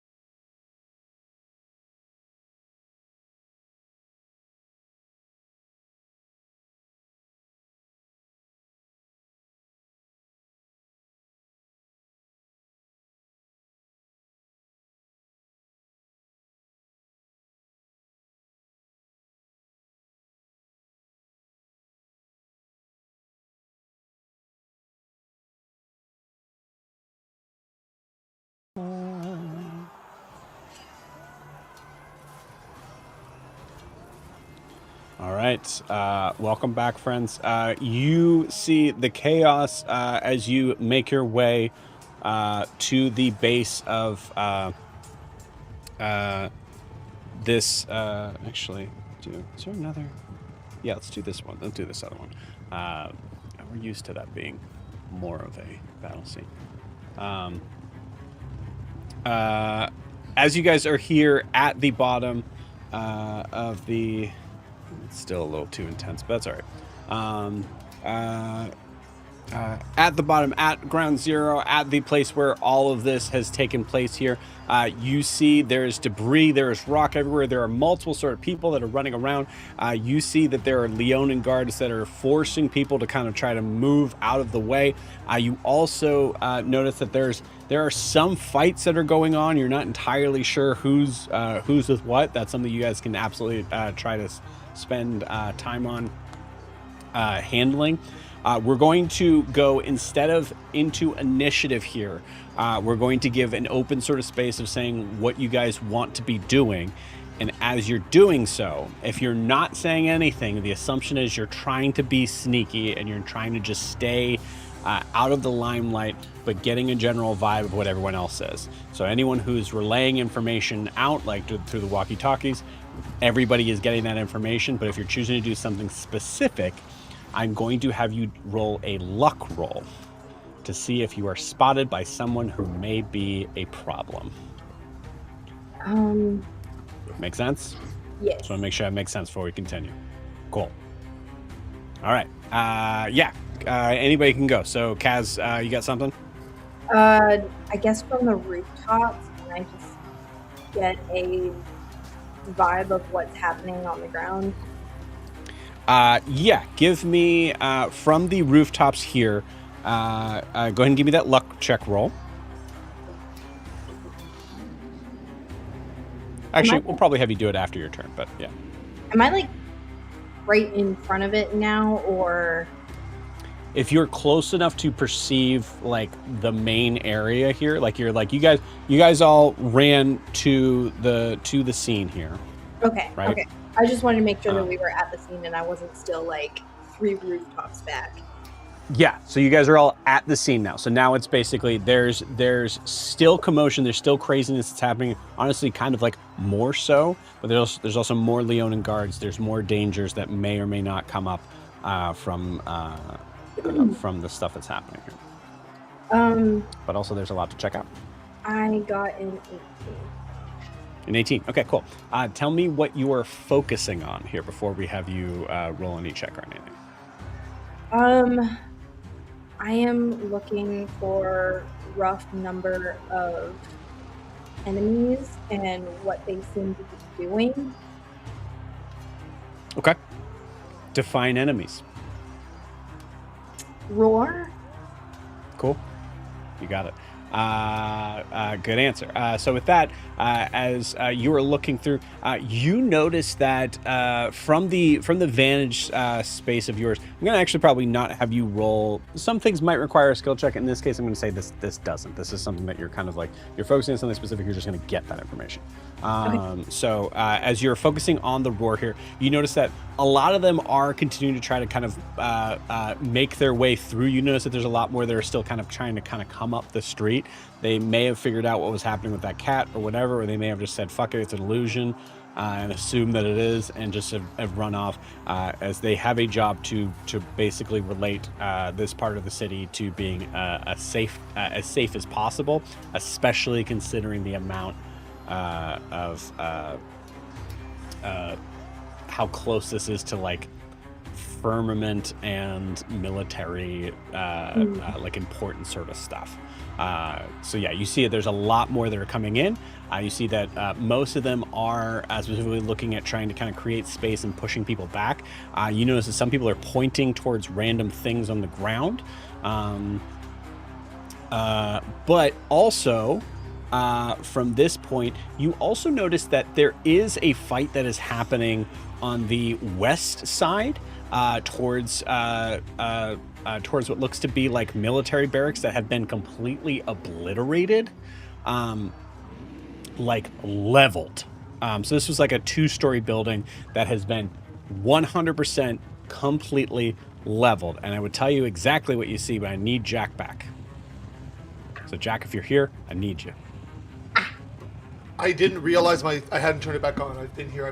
All good. Sorry. Would you say that Carr, after completing the leveling, tries to convince Ogre to turn it off? I don't know how he would convince her to do that, but he would want it to be turned off as soon as it wasn't necessary. So yeah. Cool. I'm gonna say you get the choice in this matter for this. So yeah. Then, yes. Cool. So yeah, in this case, you see a place that is leveled. There still seems to be some fighting. You don't recognize the people that are fighting against the Leonin. You see a lot of like white hair. That's what I'll tell you. Okay. All of that goes into the Rocky Talkie. Cool. You got it. I'll say for everybody here on this, you will not need to roll a luck check for this. Kaz, you reference, I would say you notice like 3 people, 2 of which have white hair that are fighting the Leonins. If any of them are Riaris, I would recognize him, would I not? No? Okay. Yep, it's not Riaris. Oh, cool. Excellent. Do we want to approach the fight or approach the street? Everybody here, give me... Everybody, right? Yeah. Everybody except for Kaz, give me a history check. 11. Okay.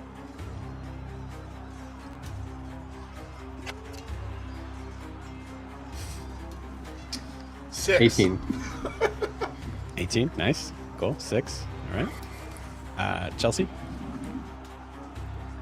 You're muted. You're 7. 11. 11. 11. Yay! Okay. Cool.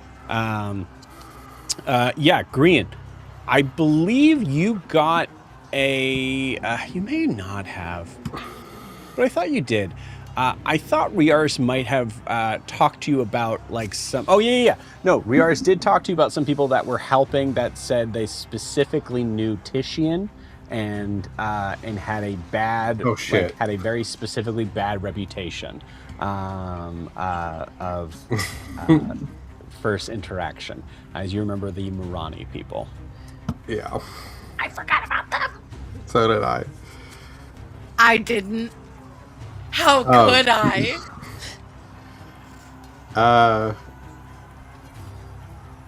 I'll relay into the Rocky Talkie. And...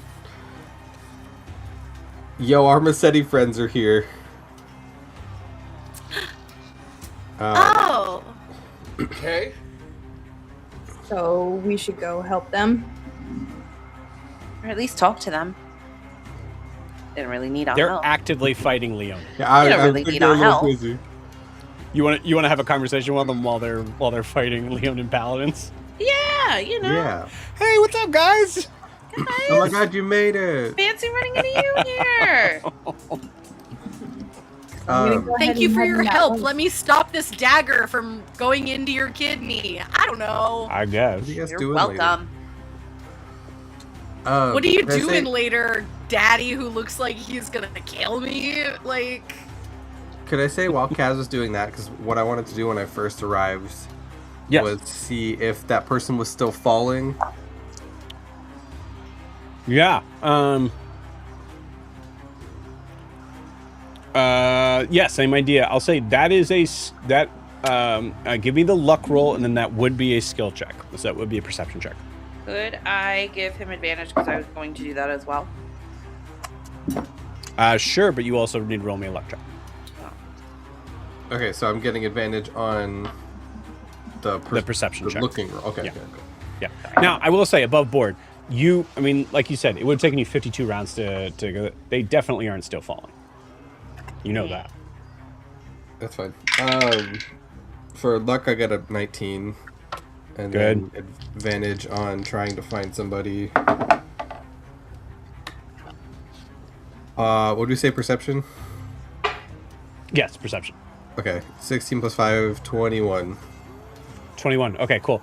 You don't the 21. You don't see anyone, but you also were running fast enough to know exactly where they would have landed, and you don't see any sign of impact whatsoever.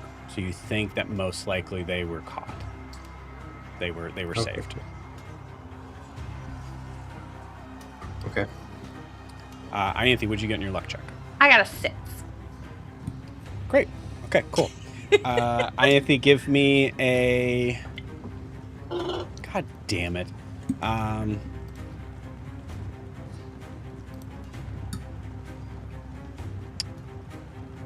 Just gonna be a straight up attack, I think. What's your AC?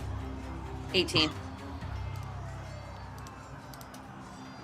It just misses.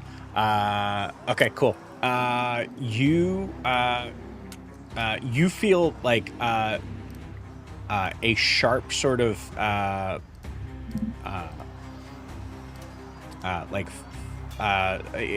quick sort of burst of wind towards your right side, and you grab your dress and you see that there's a hole right on the side that is about rapier size.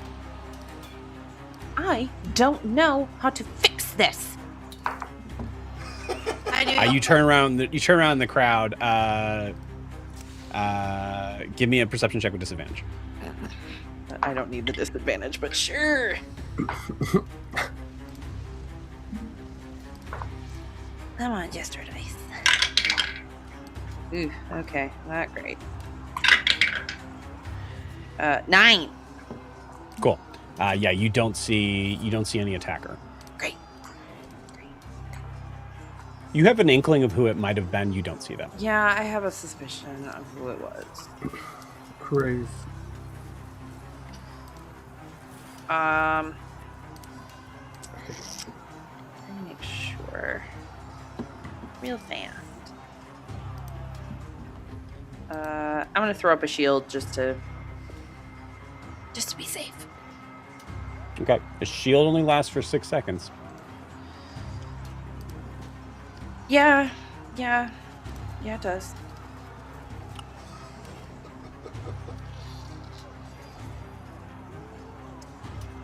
Okay. All right, I don't really have much else. Yeah. I mean, it's tricky. Even like holding a shield spell for something like this would be.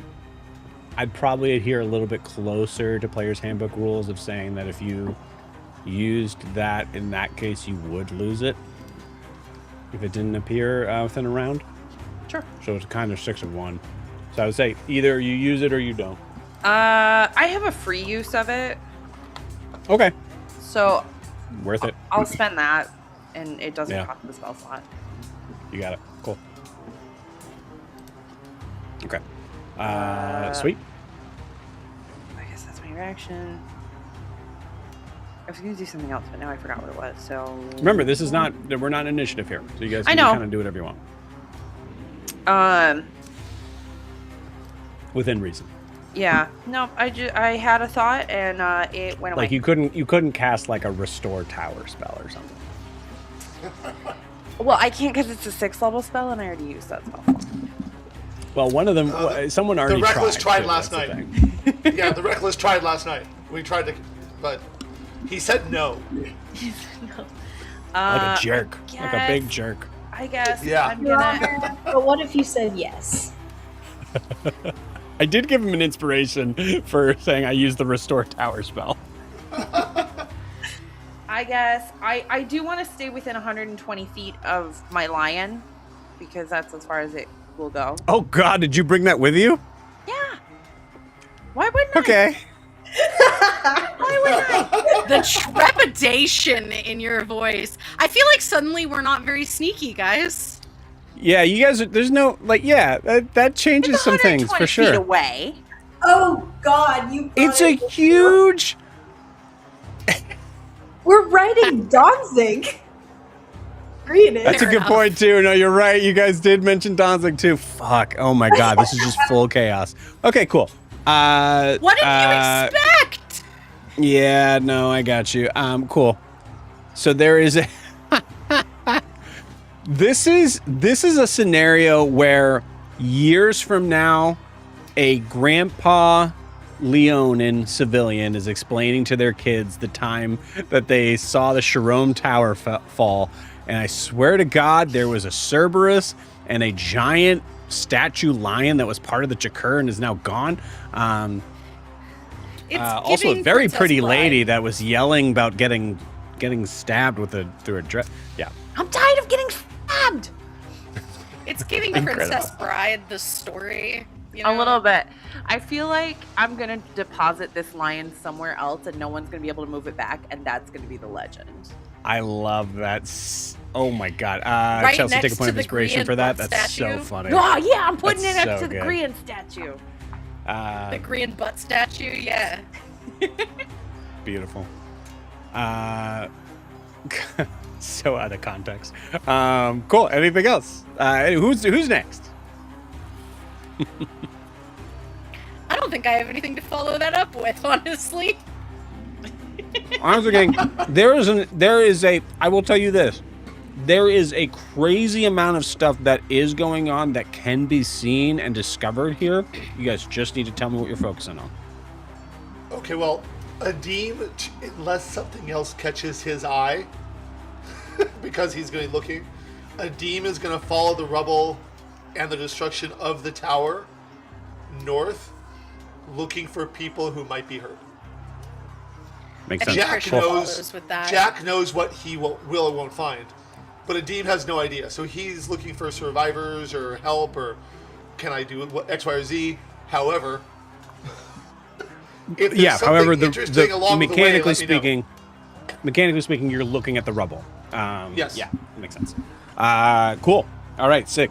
Yeah, go ahead and give me a I'll say perception or investigation. Choose which one, because they're going to give you two different answers. Right. And then give me a luck check at the end of your turn. Okay. If Prisha goes with him, can I do the other one? Sure. Yeah, allow that. Which one are you doing? I have +4 perception and +0 on investigation. So, are you okay doing investigation? I have a plus perception. I have a +5, and then I have a -1 in investigation. Okay, that's fine. I can perception. do investigation. No, you do perception. No, it's fine. No, the plus is better. You do perception. I'll do investigation. All right, sounds good. Okay. And my investigation was an 18. I was gonna say I can't wait to tell you both guys, like, you guys don't see shit. I don't think you're gonna tell me that. Honestly, I don't think you're gonna tell me that. I know I'm not. I just heard the 18. Perception, yep. Well, that's an 18 for Adim, and it's 18, 19, 20, 21, 22, 23, 24, 25, 26 for Prisha. 26 for Prisha. Cool. So there are two different answers. So you guys kind of split up a little bit here. Prisha, I think you kind of move a little bit forward. Adim, you stop and look straight down. Adim, with your investigation check, you notice there is one. You notice a lot. So I'm going to kind of list a couple things you see. You notice that there is this very strange kind of fully deformed looking shield with a massive black spot and hole that's ripped in the center of it. Most likely source of the explosion. So you do find that right at the base. It's kind of lodged in between some of the debris. And you also see fully intact, surprisingly intact, is something that you recognize because you specifically tried to spend a lot of time destroying things in that room. You see that large stone, flat stone table with runic symbols drawn into it. Sorry, carved into it.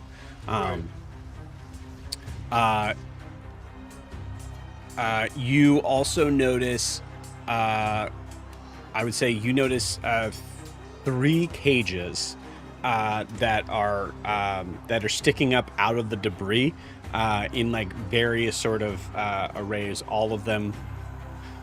You can't see like to the bottom. You can't see all of them, but they seem to be relatively empty. You don't see any sort of activity in them, and you know that. I mean, from seeing there before, you knew that the figures there were long gone, long dead. Right. So I'll just take note of them. I'm like, there was, unless I see a living body part or something, I'm like, okay, well, that's what I saw before. Is there a victim here that is Right. savable? Yeah. Because there were victims before that Adim is like, well, they're dead. Moving on. Yeah. Adim, you notice like clearly and succinctly, this is evidence, and it's right here. It just needs to be publicly seen. Who is nearby me? Who is Prisha. not Leonin? No, like people. You People turn of the around, you turn around and you look around and you see absolutely no one, and then Prisha tugs your shirt to show you that she's down there.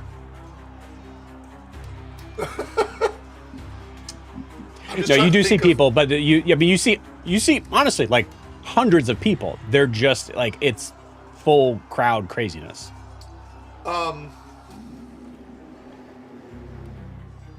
Are they close enough to hear me? Yeah, absolutely. I just make it a point as we're searching just to say something like, why were there cages in the Sharon Tower? As I keep looking for survivors, and just to bring the attention of the people to that. Okay, cool. I'll say that is going to be a skill check. Give me a I'll say persuasion or performance. That'll be nice. Anesh can help me, maybe. Anesh helps you in it not being disadvantaged. Okay, that's fair. Oh, they're both the same roll, so why not? Nope. 6. Oh well. For now. Cool. I mean, everyone ignores me. I'm like, all right, keep looking. Cool. I mean, yeah, you continue to look. Go ahead. I mean, because in my mind, and correct me if I'm wrong, Joe, it's a huge iron cage that's half buried in the rubble of a broken tower. Adim is just going to pick it up and hold it and be like, hey, look, everyone. So. Yeah, I mean, there's really not much to pick. Like, it's massive. Like, remember, like the So car, Carnosaur would be had a little Different. trouble picking it up. Yes. Right. But so Adim can't physically move it. So he's like, well, if they're not listening to me, I'm going to keep looking for survivors. Yeah. Yeah, you got it. Cool.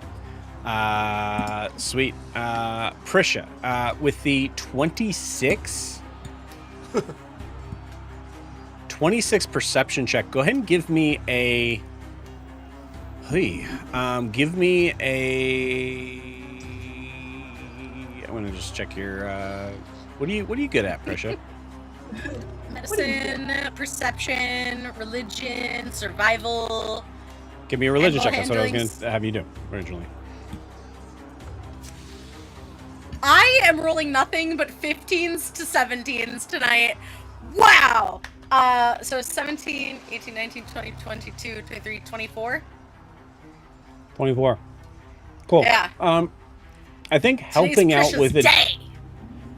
Helping out with Adim's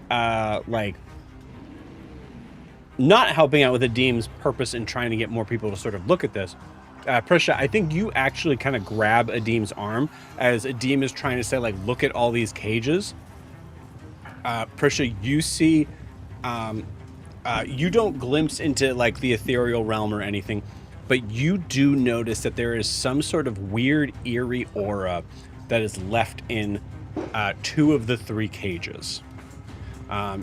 They're not completely unburied, but you get the feeling that if Adim got too close, some sort of supernatural creature could infect Adim. Didn't we see these in the Sharon Tower when I came back from the Feywild? I don't think you saw. And then, Right. You saw And then the remains of these creatures. I okay. believe. Yeah, we saw one on a table. Yeah, you saw the Okay, remains great. of them. You feel there's spirits here. Okay, she's just gonna pull Adim back and be like, maybe don't touch that.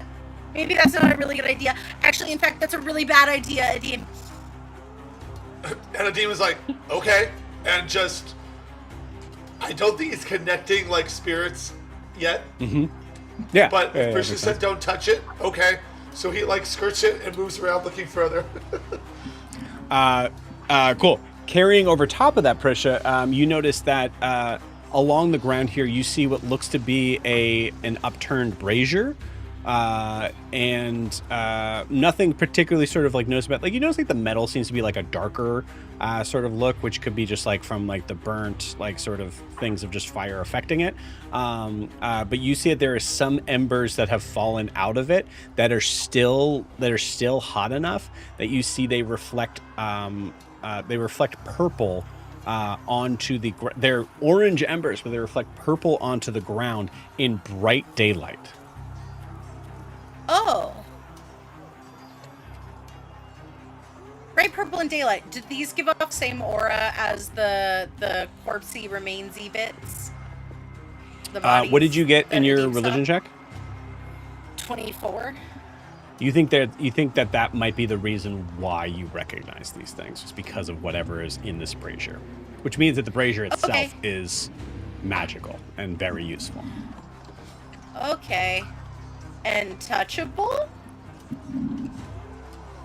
I mean, everything's touchable, baby, with consent. That's a crazy Wisely touchable? Ooh. Okay. Can I roll an Arcana check to see if I could touch them safely? Like, Yes, you can. Okay, great. My -1 to Arcana. My magical girl is bad at this.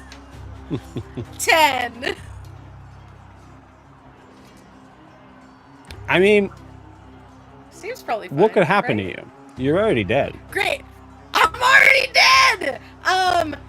There's logs in the brazier, right? And that's the thing that's purple? Or like the Like coal. Like brazier pieces of coal. itself? Great. Prisha's just gonna grab, you know what? She's gonna dump her bone bag into like her main bag, and then she's Okay. going to pick up the coals with her bag. And Okay. just take like 3 of them in her like little satchel. Okay, you got it. Cool. Tell me how that bag doesn't catch on fire. She closes her hands around them really tightly to try and snuff the flame. Stuff the flame out. Okay, I'll give it to you. Cool. There's a very good chance that they burn through 3 that bag, magic but coals. we'll allow you to, because I mean, there's coals in your bag. They're still going to be hot. Listen. The meme answer is that Prisha is baby girl. The real answer is have them burn through the bag. I don't give a fuck. Yeah, I love that. Cool. Sorry. I broke the immersion there. I apologize. Cool. All right. Yeah, you see, Adim, you notice Prisha just stop you, explain a very random thing, and just go like, yeah, no, don't do that, and then just picks up some embers out of a brazier and puts it in a bag. It's bad for Adim. It might not be bad for Prisha. I do think she looks at him and goes, I'm already dead. Hell yeah. Yeah. Adim has learned to accept the magic that is pushing and goes, and just I don't know, man. and I don't. He stops and says, "I don't know if this is the right thing to say, but we're all the better for it." And he Yeah. Actually, just for fun, Adim, give me one more perception check as Prisha's picking up the embers. Okay. 10. I think 10, are you focusing? I'll ask you this: is Adim focusing on what Prisha's doing? Given that she just told me not, like, pulled me away from the cage and then reached for something, probably. Yeah, I think so too. Cool. Something kind of weird. I mean, the light sort of caught your eye, sort of strange. You're not entirely sure, but when Prisha kind of grabbed those embers, it looked like for a second that like Prisha's hand just disappeared. But then you see her like kind of like put it in the bag and just kind of come back out, and her hand's fine.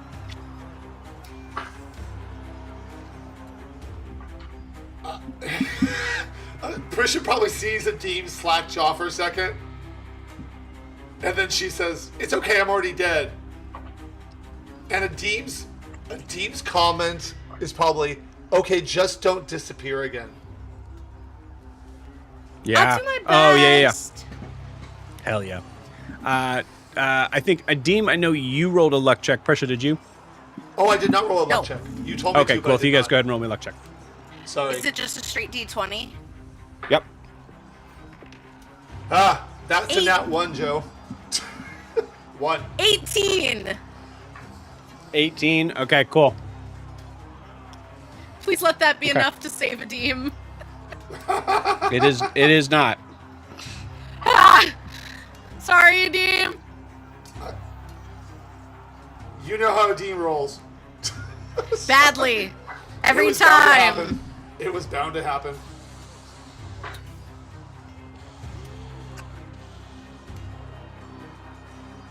Okay, cool. Adim, you have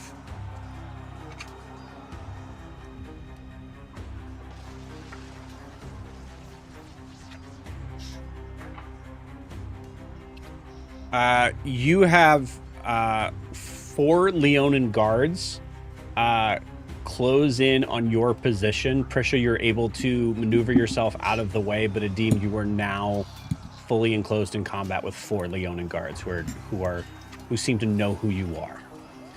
Point of they order. start. Go ahead. Let me finish this. So they started to kind of like yell at you to kind of get back, and then they recognized who you were. Point of order. I think if Adim is seen, Prisha would not step away from him. Okay, you got it. All right, so we'll say auto fail for Prisha. Prisha's with Adim then. Got it. Yeah. Okay, makes sense. Yeah, so you guys are now kind of locked into combat with this Leonins. Stylistically here at to be able to get out, I will be rolling damage, and you guys are going to be rolling athletics or acrobatics to try to kind of flee from here. You could try to kill these guards. It would take longer to do so. All right, there you go. Anybody Do they still else? have to roll to hit or no? No. It's just they're in combat with you. If you're trying to escape, like we'll let other people go, but like if you're trying to escape, we kind of come back to you. Got it. Then that's where Okay. that damage goes. Okay.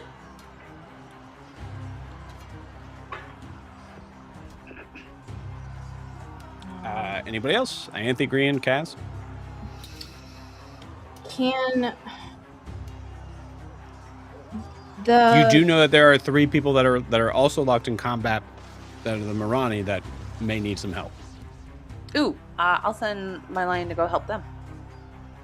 There you go. That makes sense. Hell yeah. The roar that are trying to get people away from the tower, and the people who you said were kind of like pointing at the stuff. Does it look like the roar is making it so that way people can't understand what they're saying? Oh, 100%. Yeah. Yeah, absolutely. And you don't even have to roll for that. Yeah, they're not. You're not entirely sure if like all of the roar know what's in the tower, but they know that civilians shouldn't know what's in the tower. Okay. And we're looking at how many? Uh.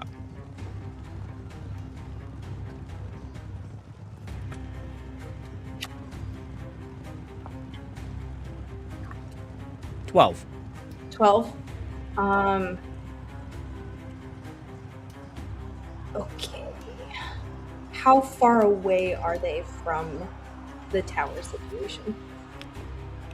I'll say this is. I'll kind of give you kind of a sense of like this is more of like an RP sort of thing. So I would say mechanically speaking, if you want to kind of give a general sort of vibe, I can work with you on it.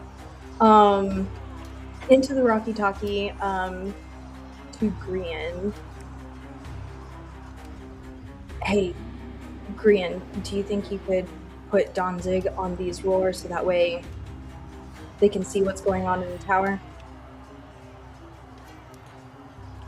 I can try.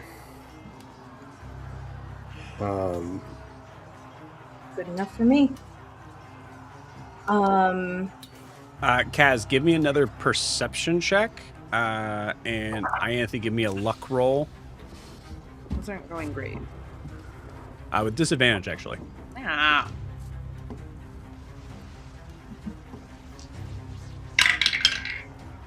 Oh man. 19. Still good. 19? Okay, cool. It was a natural 20, but it's actually 17. Okay, 17, pretty good. Cool, you're good. Kaz, with that 19, you also see that a demon pressure might be in trouble. Remember, there's no tower anymore, so you have sight past the tower now. Okay.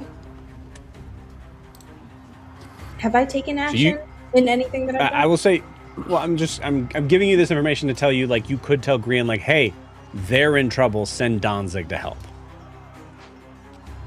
As opposed to, like, letting people seeing, you know what I mean? Like, it might be more of a precedence for Kaz to be like, we need to make sure that a demon Prisha are not taken and killed. That's fair. Okie dokie. Yeah. Hey, a demon Prisha are north in the rubble. They're surrounded by roar.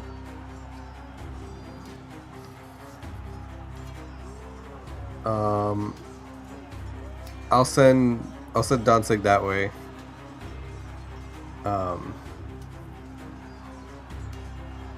Yeah. How to create a distraction. So I send Danzig that way. Oh, and I guess I'll just burn it.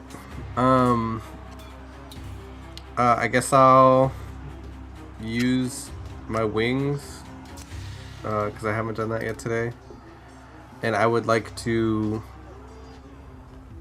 I wonder if I can multicast. Could I cast? Let me see if this works first. Could I cast light on myself and at the same time do minor illusion? So, just to clarify something here on this, we're really in like a more of like what's happening in the story of this moment. So I'm not that worried about mechanics here. There's certain things we're going to have to roll mechanically here, but things like I cast 2 spells right now. Yeah, as long as they're both not concentration, hell yeah. Yeah, great. Okay, so then if we're doing story wise, I'm gonna go ahead and pop out my wings. I'm gonna cast light on myself.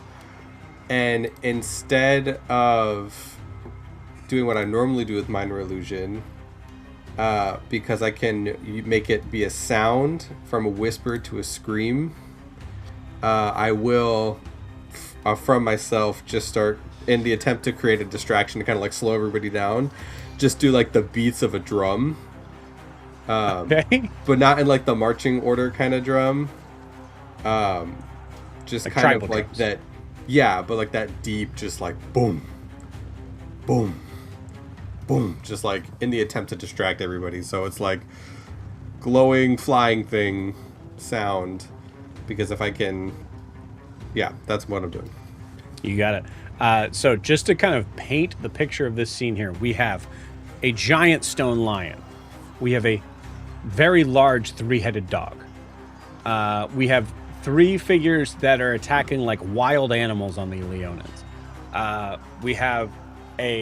we have a flying, angelic sort of creature giving large tribal drum sounds, like the scenes in Jurassic Park where the water is rippling. Yeah.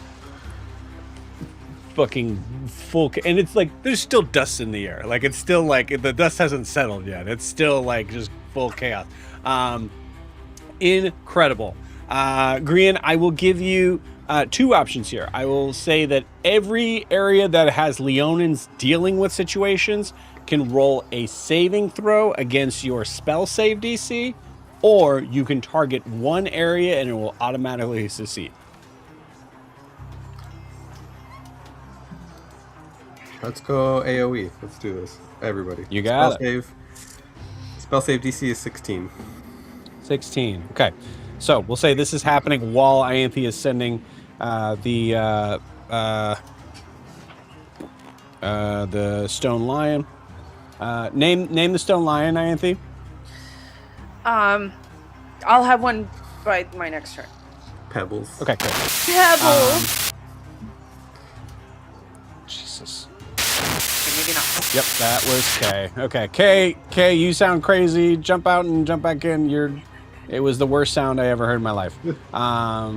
That's not true, but it's close. Cool. All right. So, sorry. One more time. What's the spell safety? That's a crazy face you're making, Kay. The night of crazy. I'm so distracted. This is my worst nightmare as an ADHD person. Spell save. 16. 16. Okay. Fails as the Leonins that are actively fighting with the Morani right now all kind of look up at this moment. Ianthe's giant stone lion is going to be able to swipe at them all with advantage and is going to be able to knock them all prone, giving the Morani a chance to be able to kind of collect themselves and sort of escape if they want to. We'll figure out what they're going to do here in a minute. A roll for the Leonin that are just trying to keep people back and away from the rubble, away from the evidence. That's a full fail with a 4. I can't roll higher than a 10 today. That's the one I cared about the most. So. Yeah, years. Yeah, that was rough. Now it is the ones that are around Adim and Prisha. Good Lord, that's a 3. Cool. Grian, you are. I think there's also like a moment too where you hear people starting to shout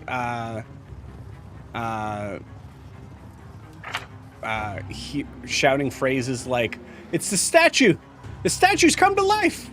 And you're hearing a lot of like different people sort of shouting and looking up and pointing out to the statue that has now come to life and shown like a living spirit that is coming to possibly punish and kill them all. I don't know. Who knows? Yeah, I'll say with that, the drum beats change from that steady, just like beat, into like that heartbeat that like lumped up. Nice. Cool. Hell yeah. Sweet. Okay, cool. Ianthe, you auto succeed with sending a giant stone lion. Grian, roll me a luck check. Ianthe, roll me a luck check. Grian, your luck check is not for like if you're seen, it's if someone's able to successfully distract you in some way. 11. Okay, you're good. 3. 3. Okay, cool. Not going super great. Stabbed again. Damn Wait, it! did I actually have you roll for this? Did I have you roll a luck check after you sent the Leonins? Or you sent this stone Leonin? You have me roll a luck check with disadvantage. I got a 20 and a 17. Right. When did I have you do that? Before or after you sent the stone lion? After. Okay, so then you're good. Then I already asked you to do it. My bad. Great. Great. That 3 doesn't exist. Cool. All right, sweet. So yeah, I'll say at this moment is a good probably time to have a demon Prisha decide whether or not they want to decide whether or not they want to try to kind of get out of this and roll athletics or acrobatics check. You're able to do so with advantage. If you roll a nat 20, you take no damage at all. No. Yes, I would You're like to muted leave. on EV Mux. Okay, athletics or acrobatics.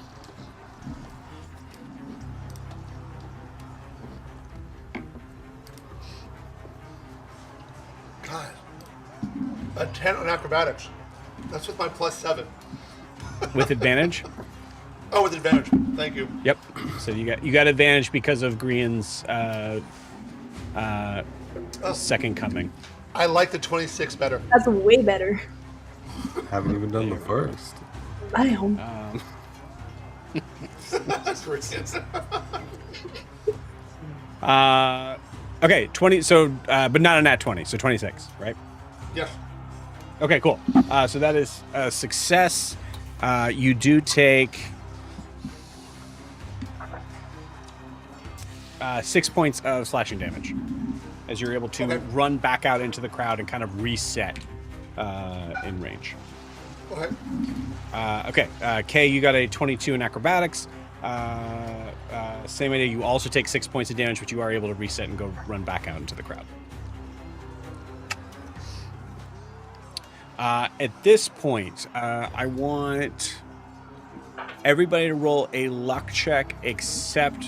No, everybody roll a luck check that this is not for if you're going to get caught by someone. Or I guess I should say this is not bad. 4. Cool. 19. Okay. 16. Okay. Also 19. Nice. Hey. I don't know if I was supposed to or not, but I got a 15. You were. Okay, cool. Got it. Prisha and who else got a 19? Me. Okay. Sweet. Prisha, as you were trying to push yourself out from the crowd, you feel a small but pretty strong hand grab around your wrist and pull you through the crowd to the other side. You look up and you see Kalinor's face. I don't know Kalador.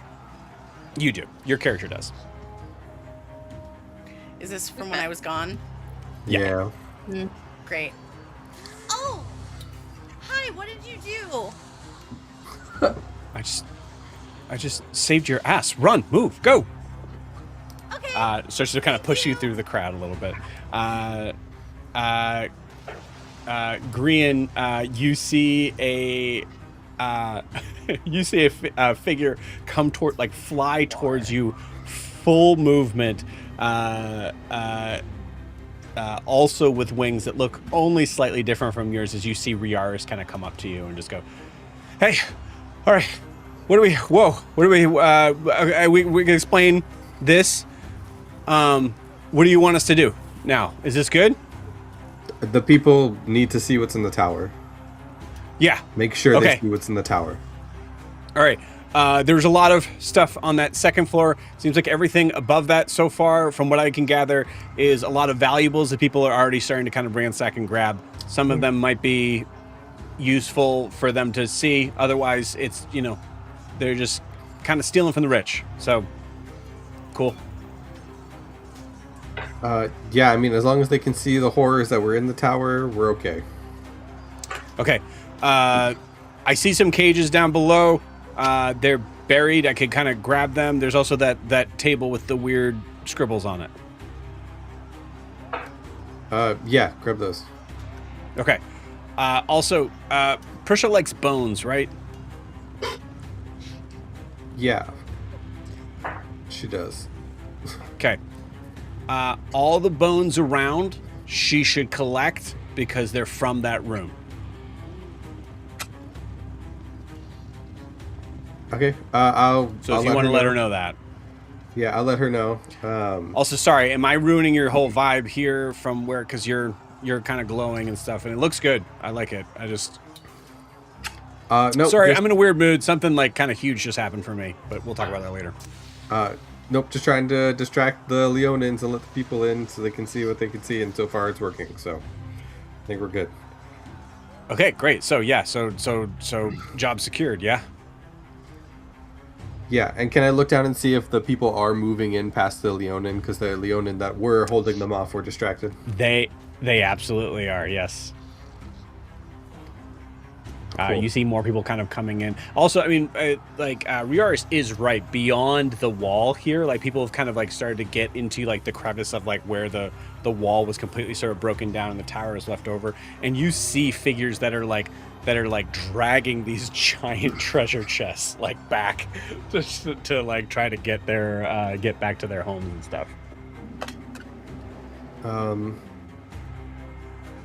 right. I'll pull out the Raki-Taki and Prisha, if you can grab those bones along the ground, go ahead and grab those. Prisha drops like a fucking stone the second she hears it and just starts scooping things into her I guess, main bag. You're still with Kaelinor, so I think there's a moment where you're allowing Kaelinor to push you, and then all of a sudden you just slam your feet down to stop in place, and Kaelinor's like, "What? What are you doing? What?" Bones. Not an answer. I need to get the bones. You go ahead and keep running. I'll be okay. Thank you. Why do you need the bones? Just explain to me why you need the bones. Right now? Okay. I'm a bone druid, and I really like, do magic with bones. Stop. Shut up.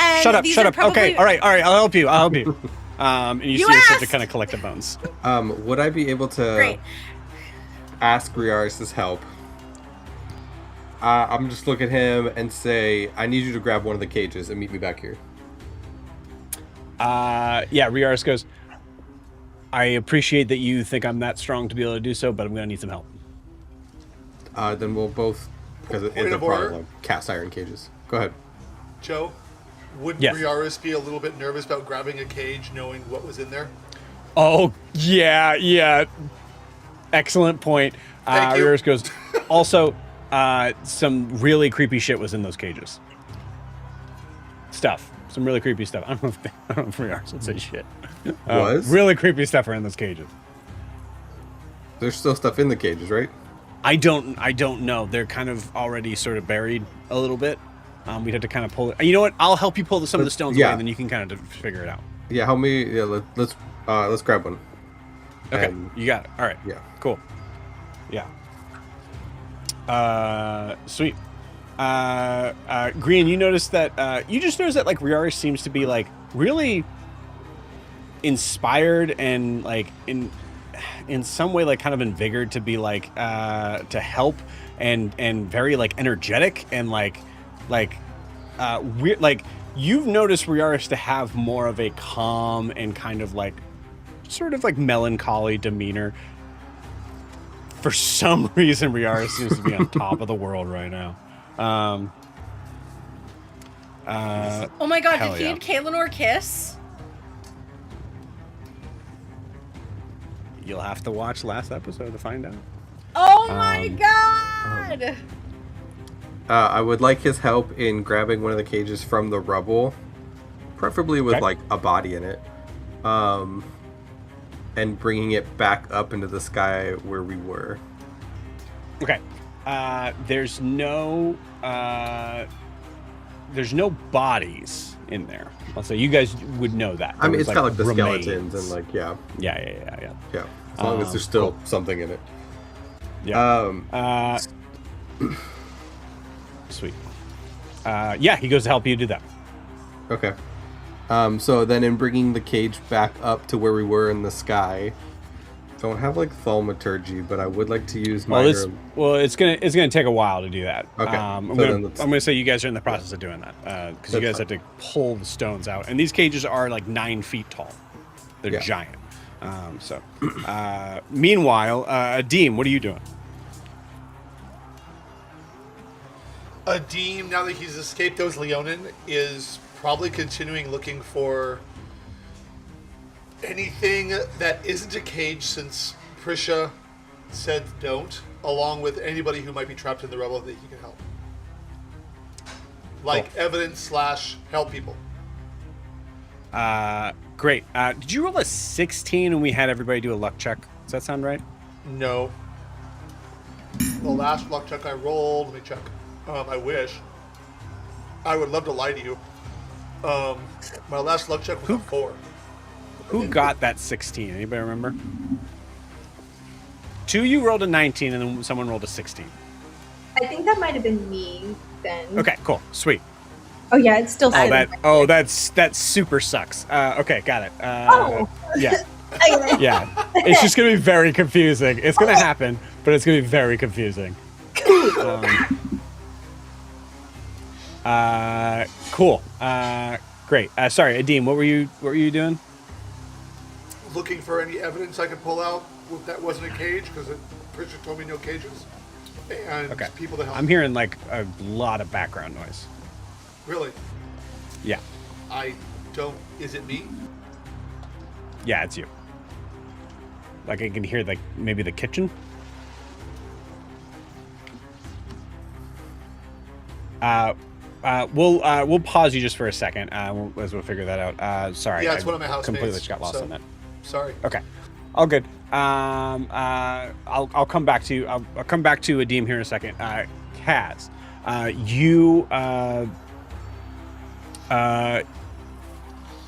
where is Kaz right now? Kaz is moving closer towards the roar that was keeping the public back. Okay. Thinking that getting them in on that was more important, but if we're confident that that's not an issue anymore. Sorry, I'm confused. In what? Sorry, what? Getting who in on what? Kaz's main concern was that the public got to see what was going on. Right. But given everything that just happened, I'm gathering that that's not a concern anymore. Yeah. Well, I mean, it's the main goal, right? So like, but there's been some help in doing that. Okay. Cool. If this, I don't know if this is going to help your design around this, but so do you think you're probably still on the building, or you're kind of coming in the process of thinking that you were about to help, and then some things kind of happened during that? Yeah, because my original plan was turn into somebody or something that could point some things out and get crowd more focused. Oh, that would be a. Who would Which you turn I would into? still do. Honestly, I thought that if I could sneak past everybody and more towards the roar side, I would just turn into a roar and be like, is this what the Jicker is keeping from us? So that way it's not like public, it's a roar saying that. That's cool as hell. Because there's so much confusion going on. It's not like members of the Roar, like the Roar is a significant army that no one, like, it's not. It would be weird for everybody to know everybody. So for you to turn into one of the Roar that you'd seen before, or that you'd like one that you know is dead. Just saw him get crushed by a cat. Yeah, you also could be convincing some of the guards too. Yeah. That's hell yeah. What we're doing. That's the cool. Give me a deception check with advantage, given the idea that you're turning into one of the dead Leonin. Okay, using cool. your ability. And I know that you're giving me advantage. I'm going to ask the same question about the side eye since I can boost it. You can boost this. You can boost ability checks with it. Yes. Yes, as long as you're spending that resource. Yes, absolutely. All right, cool. So, do you want me to roll it with it or after the fact? After the fact. So advantage first, and then you can add that to it. Okay, cool. Okay. 15 plus 9 is 24. 24? Okay, cool. They 24... see, I think so. We said that there was 12 here. Okay. You see 4 of them turn around and look as you're pointing. Do you have like a general idea of what you're trying to point to? Like, it could be like gold from another country. Could be, or it could be things that have already been mentioned. I think it would be things that are already mentioned. Things that are like, why would that be in there? Okay, like what? Like, give me cages, bones, Okay. creepy shit. Hell yeah. Do I get the vibe that I could make this deception better if I boost it? Yes. Cool. We're doing that. Awesome. That's an 8. So what did I say? 32? Yeah. It was 24.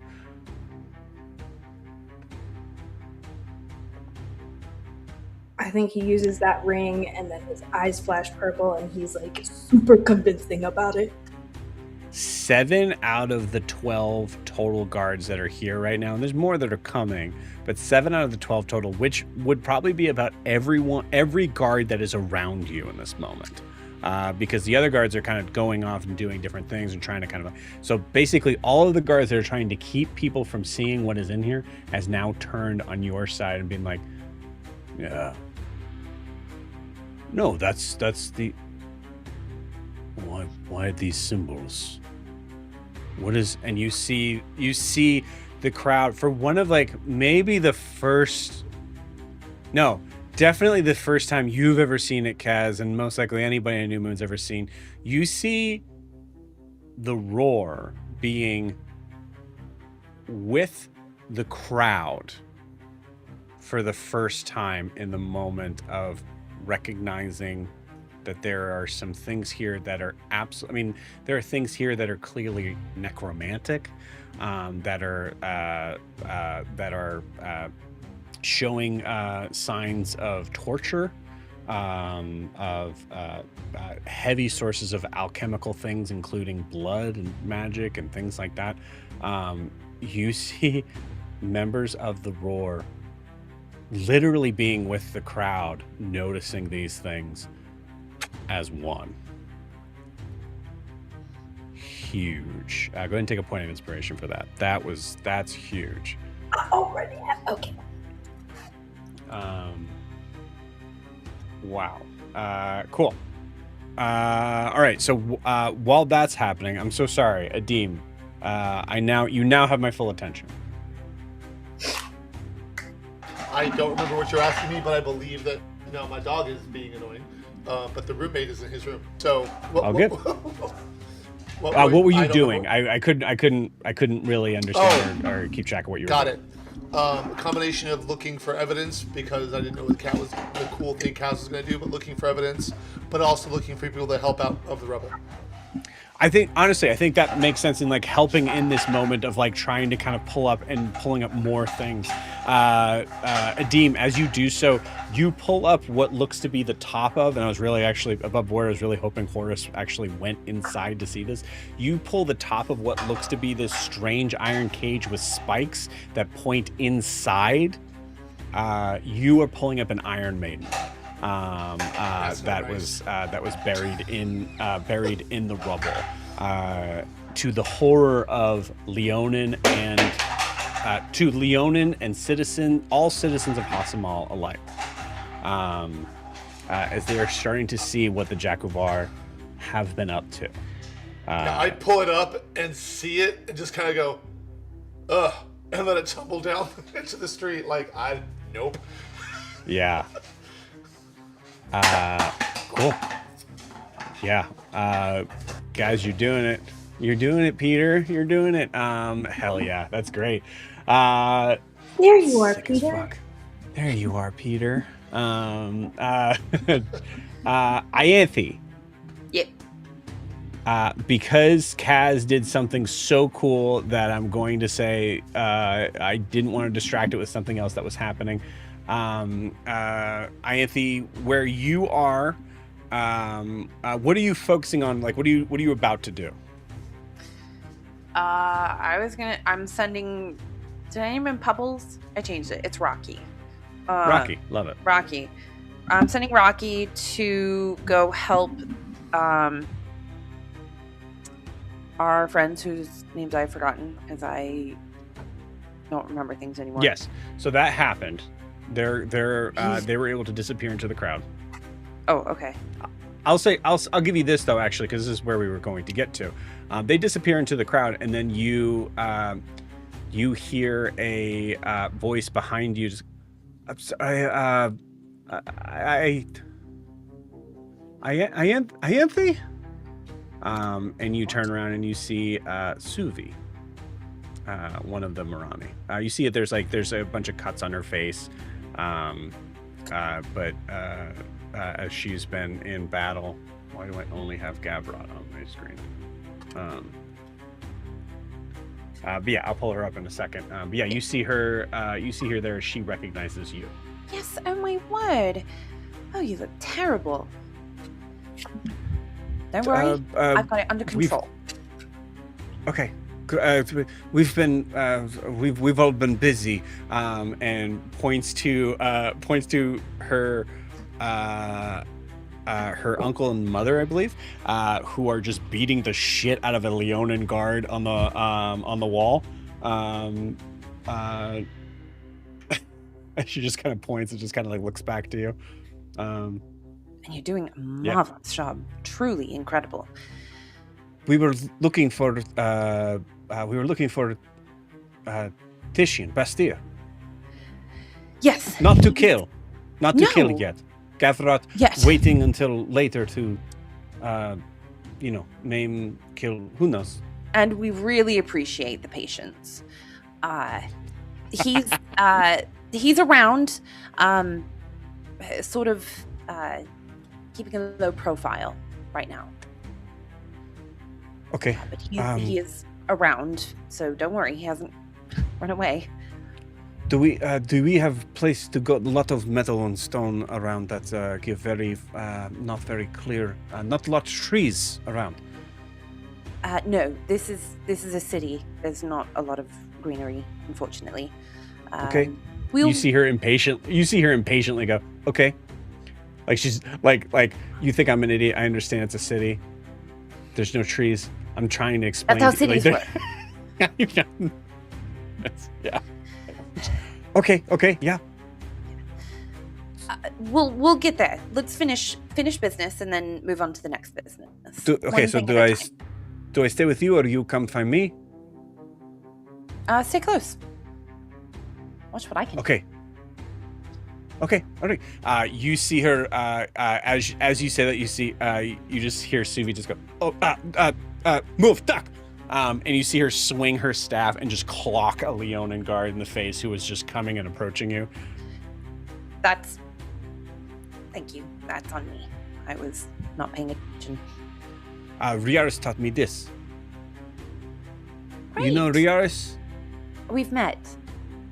Okay, good. Yes. Almost killed him too, but another time. Maybe we should talk about... No. She gives you a look of like, trust me, I know. Like it was like that, like very like, I know. Maybe we need to talk We about as in almost killing my all family. friends. Yeah. my family doing it. And I'm going to go back to controlling Rocky. You got it. Okay, cool. Rocky has been successful in subduing the guards here. So is there anything anywhere else you want to send Rocky? Could he help with like moving rubble around, like pawing at it? Some of the I'll say pieces? you do see you see Grian and Riaris trying to kind of get rubble out of the way to be able to get this cage out. Okay, I'll have him go help with that. You got it. Cool. Go ahead and roll me that luck check, this time with advantage. Yay! Well, that one's... Please roll on that 20.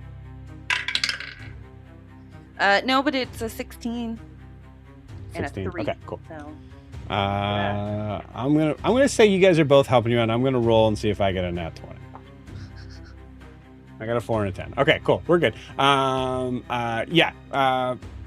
You're good. No one seems to be touching you around here. You're not having to deal with any sort of distractions as you're able to send that out, and you see Suvi just basically kind of like having your back.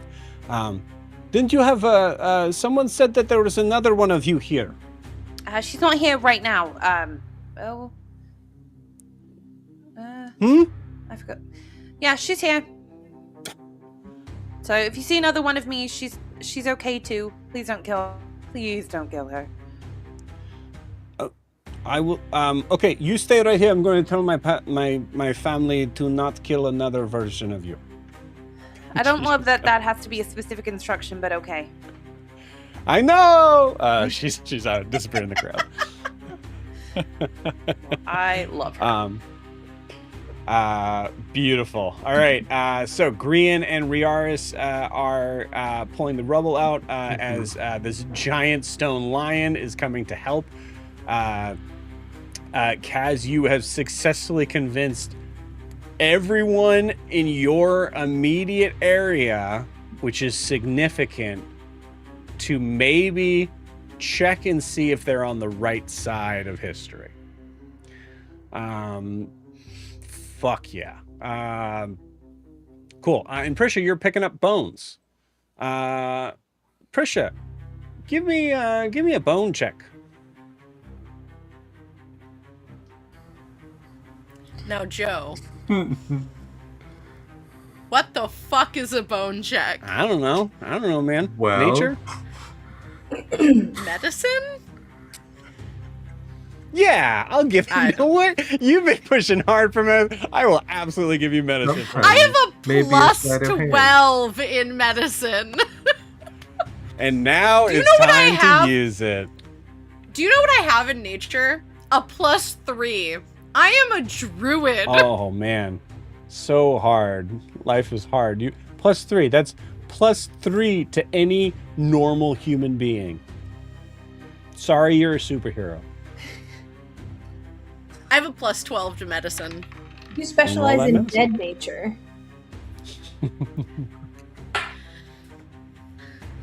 Hey, Joe. Yes. How does a 27 grip ya? 27 grips me fine. With a 27, you with Kaelinor, who is like trying to Jesus. You guys are just a bunch of fucking children over here.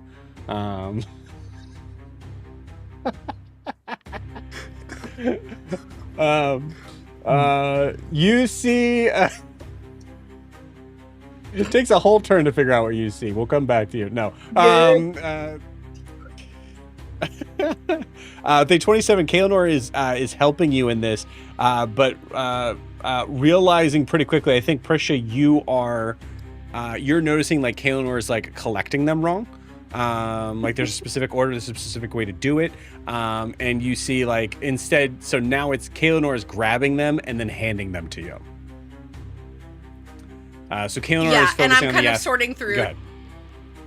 And I'm kind of sorting through trying to like create maybe not full skeletons obviously, but like this belongs to a hand, this belongs to like these pieces belong together, and that is important for study later. Like With a 27 medicine check in here, there is 2 possibilities that kind of come to your head. Well, no, I won't even. You decide on the possibilities. Here's the facts.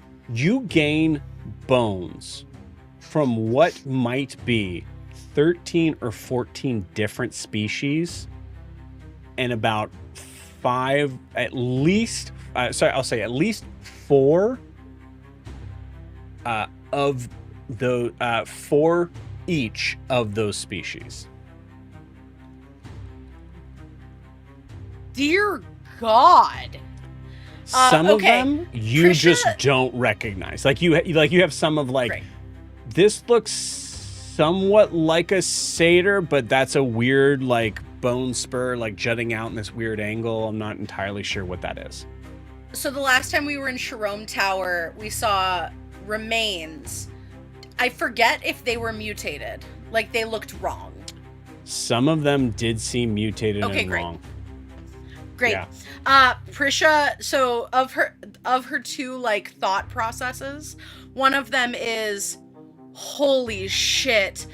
They combined like 8 different creatures into one super creature, or this is a lot of like mutated soldiers. Like this is either a lot of creatures or it's one really terrible Bone Titan-esque creature like mine, Yes. Yeah. which is also Um, terrifying. I'm going to give you a list of some of the creatures that you find here. I'm gonna give me a second with it, but it's a lot. Are you out louding this or sending it to me? I'm going to out loud it. Oh hell yeah! Just bullet points.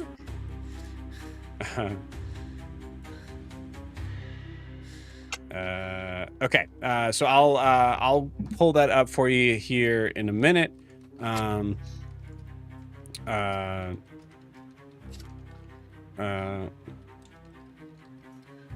As you are collecting, and you notice like there's a certain point in time where Prisha, even for you, and this is a hard thing to admit, even for you, there's too many bones. Like you're like you can't carry all these. Okay, so It's she your- starts it's a- hey, stuffing wait. them into her shirt. Prisha, it's your worst fucking nightmare. There's too many bones and you can't carry them. Okay, she starts putting them in her hair, in her horns. What is happening? Like, Why are you freaking out? Why are you want me to stop? There's so many. I don't know what to do with all of them. There's so many. Caitlinor, I don't know what they all go to. Caitlinor, there's too many. Okay. All right. Okay. Yep. I will collect some, and I'm gonna put them over here in this pile, and then you. Okay. All right. I'm getting. Okay. Yep. You're good. Okay. Still We're going nearby? to. Yeah, I think a deem is close enough to hear. Yeah. A deem. Anesh, I need your bag. Yeah. Pushing bones. I will. Like I think at this. Adim Sorry. Go ahead. will start. Adim will just open his pack, keep it on his back, and still is looking for survivors, but just direct Prisha to just stuff bones in there. But I think at in the mix point of that everything, Adim. he does take a pebble and puts it in his pouch. Hell yeah, absolutely. This is a moment I to think at remember the point. for sure. Yeah. I think at the point that Anesh and Adim get involved, Prisha loses her like sense of calculated, like grabbing what she thinks might go together, and decides that is a later Prisha problem, and just starts grabbing everything she can because like this might not be here tomorrow. Like, or these bones might be pulverized tomorrow. Sorry, I hit my mic. Or like, I think at this point she's like, collection, let's go. Yeah, I was like, let's be honest with you. I think there might be a little bit of a hoarder sort of thing with Prisha of this moment of like, we can't lose a single bone here. Prisha didn't They're all grow up with useful. doors. Yeah, they're all Prisha didn't useful. The only thing Prisha had was a carrot patch, which is why she got so mad at Eliane for moving gone. it. Yeah. Oh god, it's burnt. Cool. All right.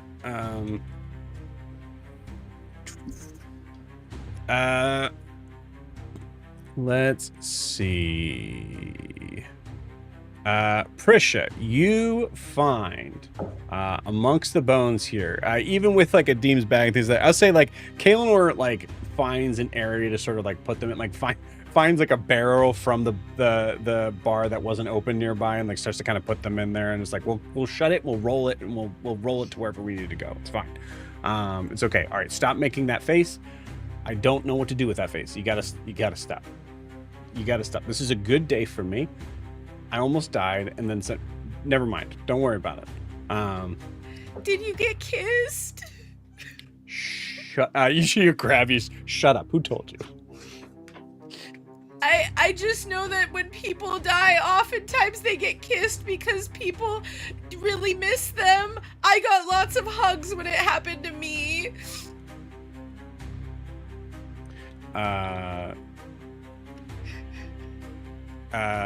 She says, "Shut up or I'll kill you. Shut up or I'll kill you." I really hate to break this to you, and perhaps now's not the time, but that's probably just says, not gonna "It's been done." happen. It's been done. That's probably not runs gonna by. happen. A team runs by. Goes, "It's been done." It's been done before. The song "It's All Been Done Before" starts playing. Cool. Okay. Yeah. So you, Prisha, you find remains of a lot of like bestial types of creatures. So like displacer beasts, moorbounders, things like that. You also find there's like weird sort of things that you notice like are they look like bones, but they feel like a little spongier. And you are reminded of a specific moment when you were at the family and you saw something you felt and saw something very strange with the giant eyes and the head. Your volume's crazy now. It did the thing again. You find remains of cockatrice, which are like the like very strange kind of like petrification type of monsters. You find a lot of like bones for like larger serpents, known as nagas. Owl bears, displacer beasts. You see bones that have been formed to being several creatures at once, like a manticore. And unfortunately, you see even more, pretty much name it, of humanoid creatures. Aarakocra, Furbolg, Halfling. You also notice specifically a rather large, very hollow. No! I think Ogre took that one. Ogre has one of them. Remind me of that. You see signs of what looks to be like possibly like ogre bones, but like they had to be cracked in half to be able to kind of carry and in place. Okay, cool. Adim. Now Adim, Grian, Riaris, and Rocky are working to pull that cage out. You're able to successfully, but I will say, Adim, you were warned to not go near that cage. So do you let them know that? Yeah, 100%. Hey, Joe. Cool. Yes. Kay wants to know if there are Leonin bones. Yes, there are. Good question. A lot less, but there are. Cool. Yeah. So, Adim, if you want to RP that moment as Grian and Riaris are just unpacking this this cage. Adim's like, whoa, wait. Prisha told me that we shouldn't be messing with the cages. There's something like dead about it. I don't get it, but she told me I shouldn't touch that thing. Riaris then at this point just goes, yeah, okay, all right, so yes, okay, good. So they're able to see him too, right? They're gone. I don't see them in here. Prisha said that I shouldn't touch it, so maybe you shouldn't touch it either. Okay. I trust Prisha. Yeah, I'll take a direct talkie. Prisha, why can't we touch the cages? Oh, because the magic feels like there's a soul in it, and I'm worried that if Dean touches it, there's gonna be more magic shit in his head that he doesn't understand, and then he'll get angry and hate us all. Oh yeah, nope. Yeah, I'm not touching that. Just start moving other things. And I'll look at Riaris, and you don't see anything in this cage? I don't see what I saw before. I mean, it's also You saw broad something daylight. I don't know if before? it's like something in the darkness. Yeah. I saw like a depends on which cage this is. One of them seemed fine. Oh my god. You saw multiple things in multiple cages, and you're just gonna go willy-nilly touch everything. Well, I didn't see them now. Adim, I didn't, Okay, well, my friend said the cages were bad. I agree, and please don't touch these. And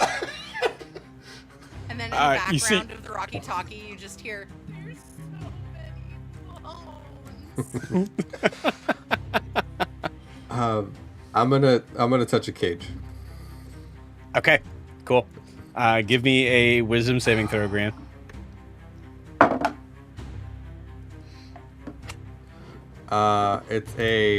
This is gonna be fun. It's a nat 1 for a 2. And you hear a Deem say, "What did I just tell you?"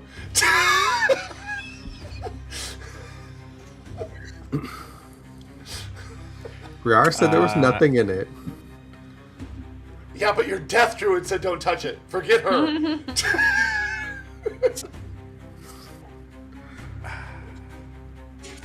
Okay. So which one is it? I know which one it isn't. That's a good point. There's a possibility. You're right. I should have you roll. Roll me a D. It can't be one of them. Yes, roll me a D10. Okay. Which one can't it be? Don't worry. That's I don't got worry you. about it. We're good. Yeah, don't It's worry. a He 6. knows. He knows. A 6? Okay.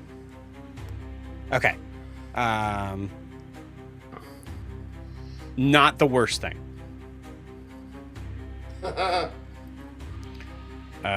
Okay, cool. This was, oh my god, so much to pay attention to. We're gonna play this right, so just give me a second.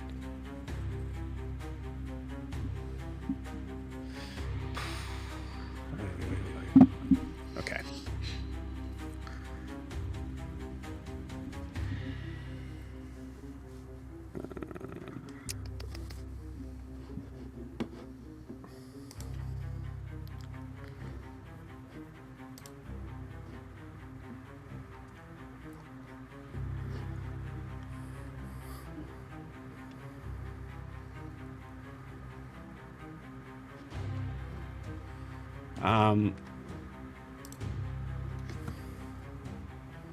Brandon, I'm gonna send you a message here in a minute. Sounds good. And Adeem has no idea, but Jack has a pretty good one.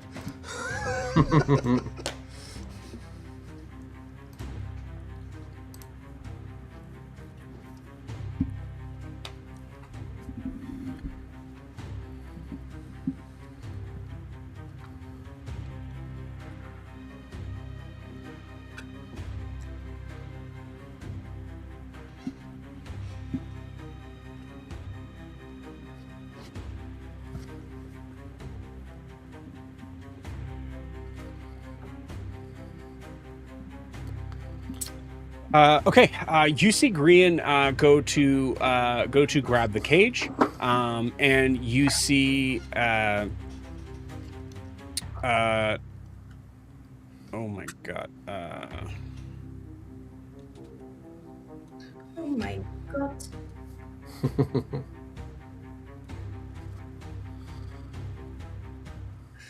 Oh my god, no, little German boy, do not touch the cage. No, touch the cage, man. it's a challenge poster. Korean, no.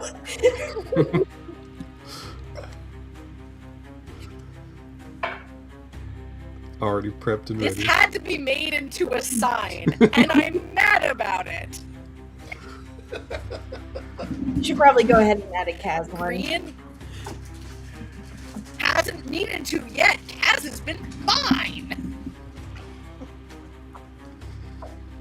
Although this one was absolutely made with Ianthe in mind. Actually, it was made with Ida in mind, but it does give Ianthe. Little German boy, you have touched the cage. You are now one with the spirit. This is a deed.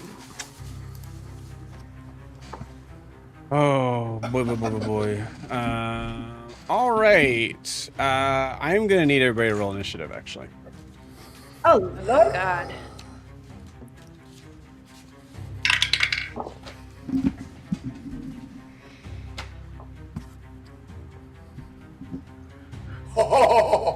finally. Well, 28. damn. 28. Hey, nice.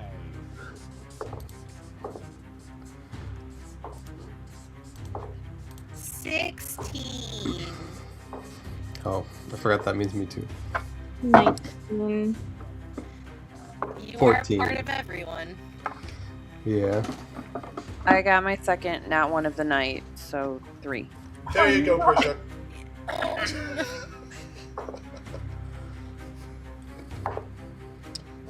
Sending you one more thing.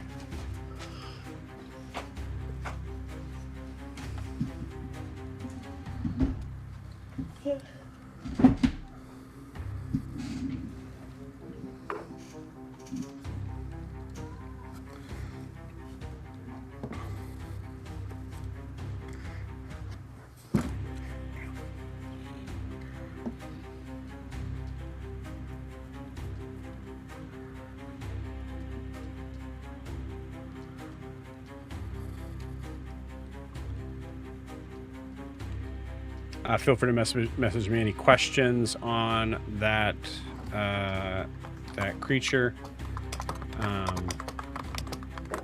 Some of this is obviously pulled up on the fly.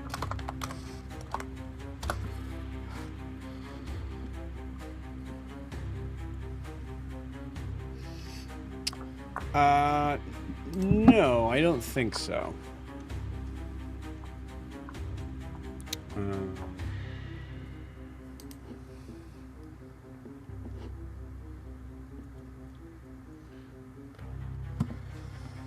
I'll handle that in a Brandon, second, what did you actually. roll? That one. 14.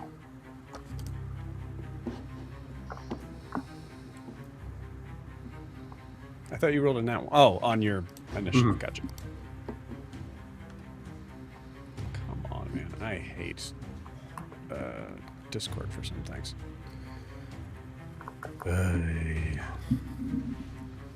Truly and wellly felt.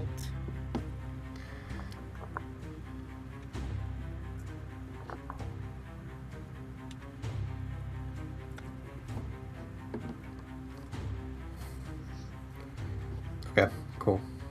Now, I will tell you also, as you're getting this, you can just say, you can also just say, hey, Joe, you take care of it. That's totally fair. Oh, good. Okay, that's all of it. Okay. Sweet. Okay. So, Brandon, I know you're reading a lot, but if you can just go ahead and describe to me what Grian is doing in this moment after he touches the cage. So he touches the cage and pulls his hand back.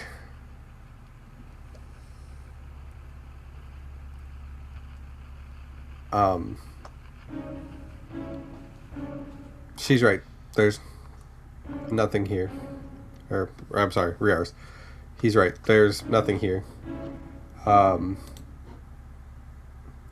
should probably get out of here, right?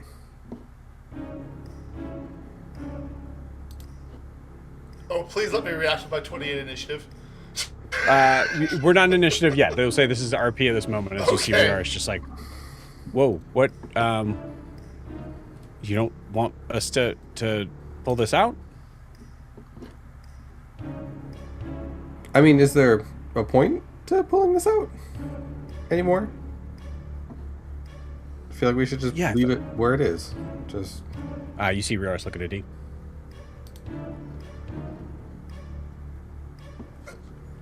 If there's nothing in it, then the whole point was to get this stuff out. If there's no reason to not touch it, then keep pulling. But isn't it? I mean, it would be fine where it is, right? You've got to be kidding me, Grian. Why? It would just make sense to leave it here. Okay, what about the No. table?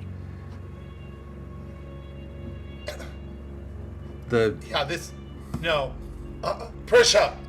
Okay, so That no makes sense. You touching call this. Frisch over. Yeah. You want to I don't touch get the what's going- table? No, I don't want to touch. I don't want to touch anything. I was standing on the table, so I don't think that would do anything. Prisha, roll me a religion check. Prisha is she in the room now, or is she on the walkie-talkie? There's no room. You're still outside. Oh, You're okay. in the yeah. Religion?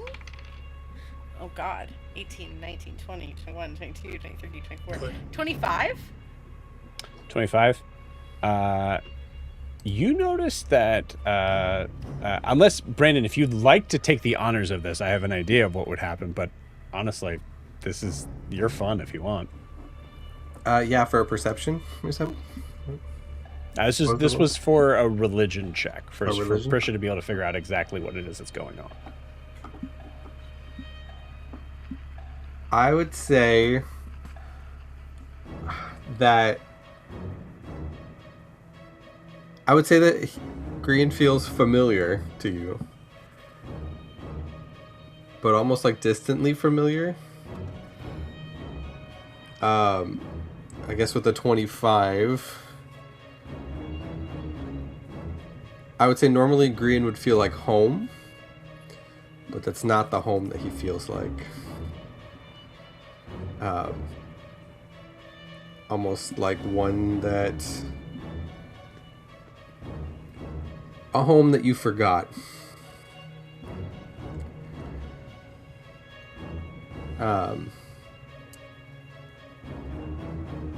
Yeah. Now, Prisha, you don't recognize this creature, but as Brandon said, there is absolutely something about this that feels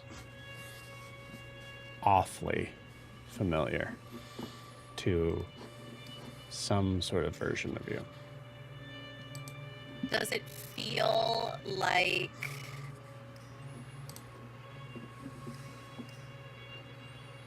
Does it feel like a place, or does it feel like a very specific person I can't remember? Or like entity I can't But like I said, remember? no, like I said, this is not someone that you would be able to recall. Like Kay has no answer for this. No. But it does feel like it's an entity from a place that you have visited recently. Great. Brianna. Why don't Yeah? you listen to me when I say things? I did listen. No, you didn't. You And she's see gonna come up Riaris. to him. I was gonna say, for the sake of the scene here, so you see Riaris like, hey, why don't we have you like sit down and puts a hand on your shoulder.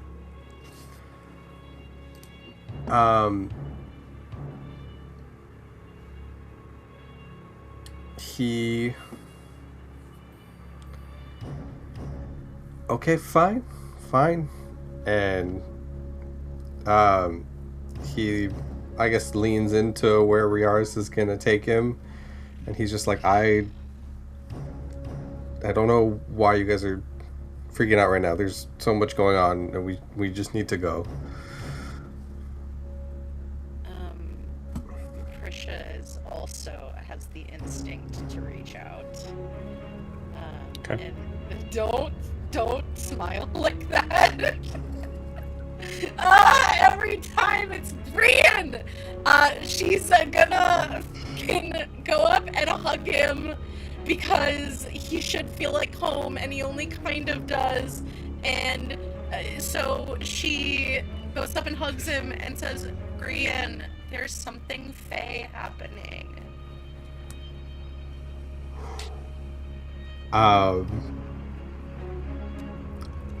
I would... Ooh, I rolled a nat 1 for that reaction. At the idea of... he can't hide it. At the idea of this, like, satyr touching him, he kind of, like, repulses a little bit, and it shows on his face. I would just rather I would just rather go. It's fine. We came here and did what we needed to do, so I think we're good to go. Here, you know what? I'll Prisha, I'll talk to him for a little bit. I'm just gonna talk to him, okay? And you see Riaris kind of like try to kind of guide Grian over to this corner. And Prisha, with your religion check, you notice that Grian has a hand on Riaris' back, his right hand, and then you see Grian's right hand also point forward, pointing out something that is further up ahead, as you see two different right arms from the backside of Grian. And with that, we're going to end tonight's session. See you all next week. 2 weeks, sorry. See you all in 2 weeks. Bye-bye. Oh, God, in 2 weeks.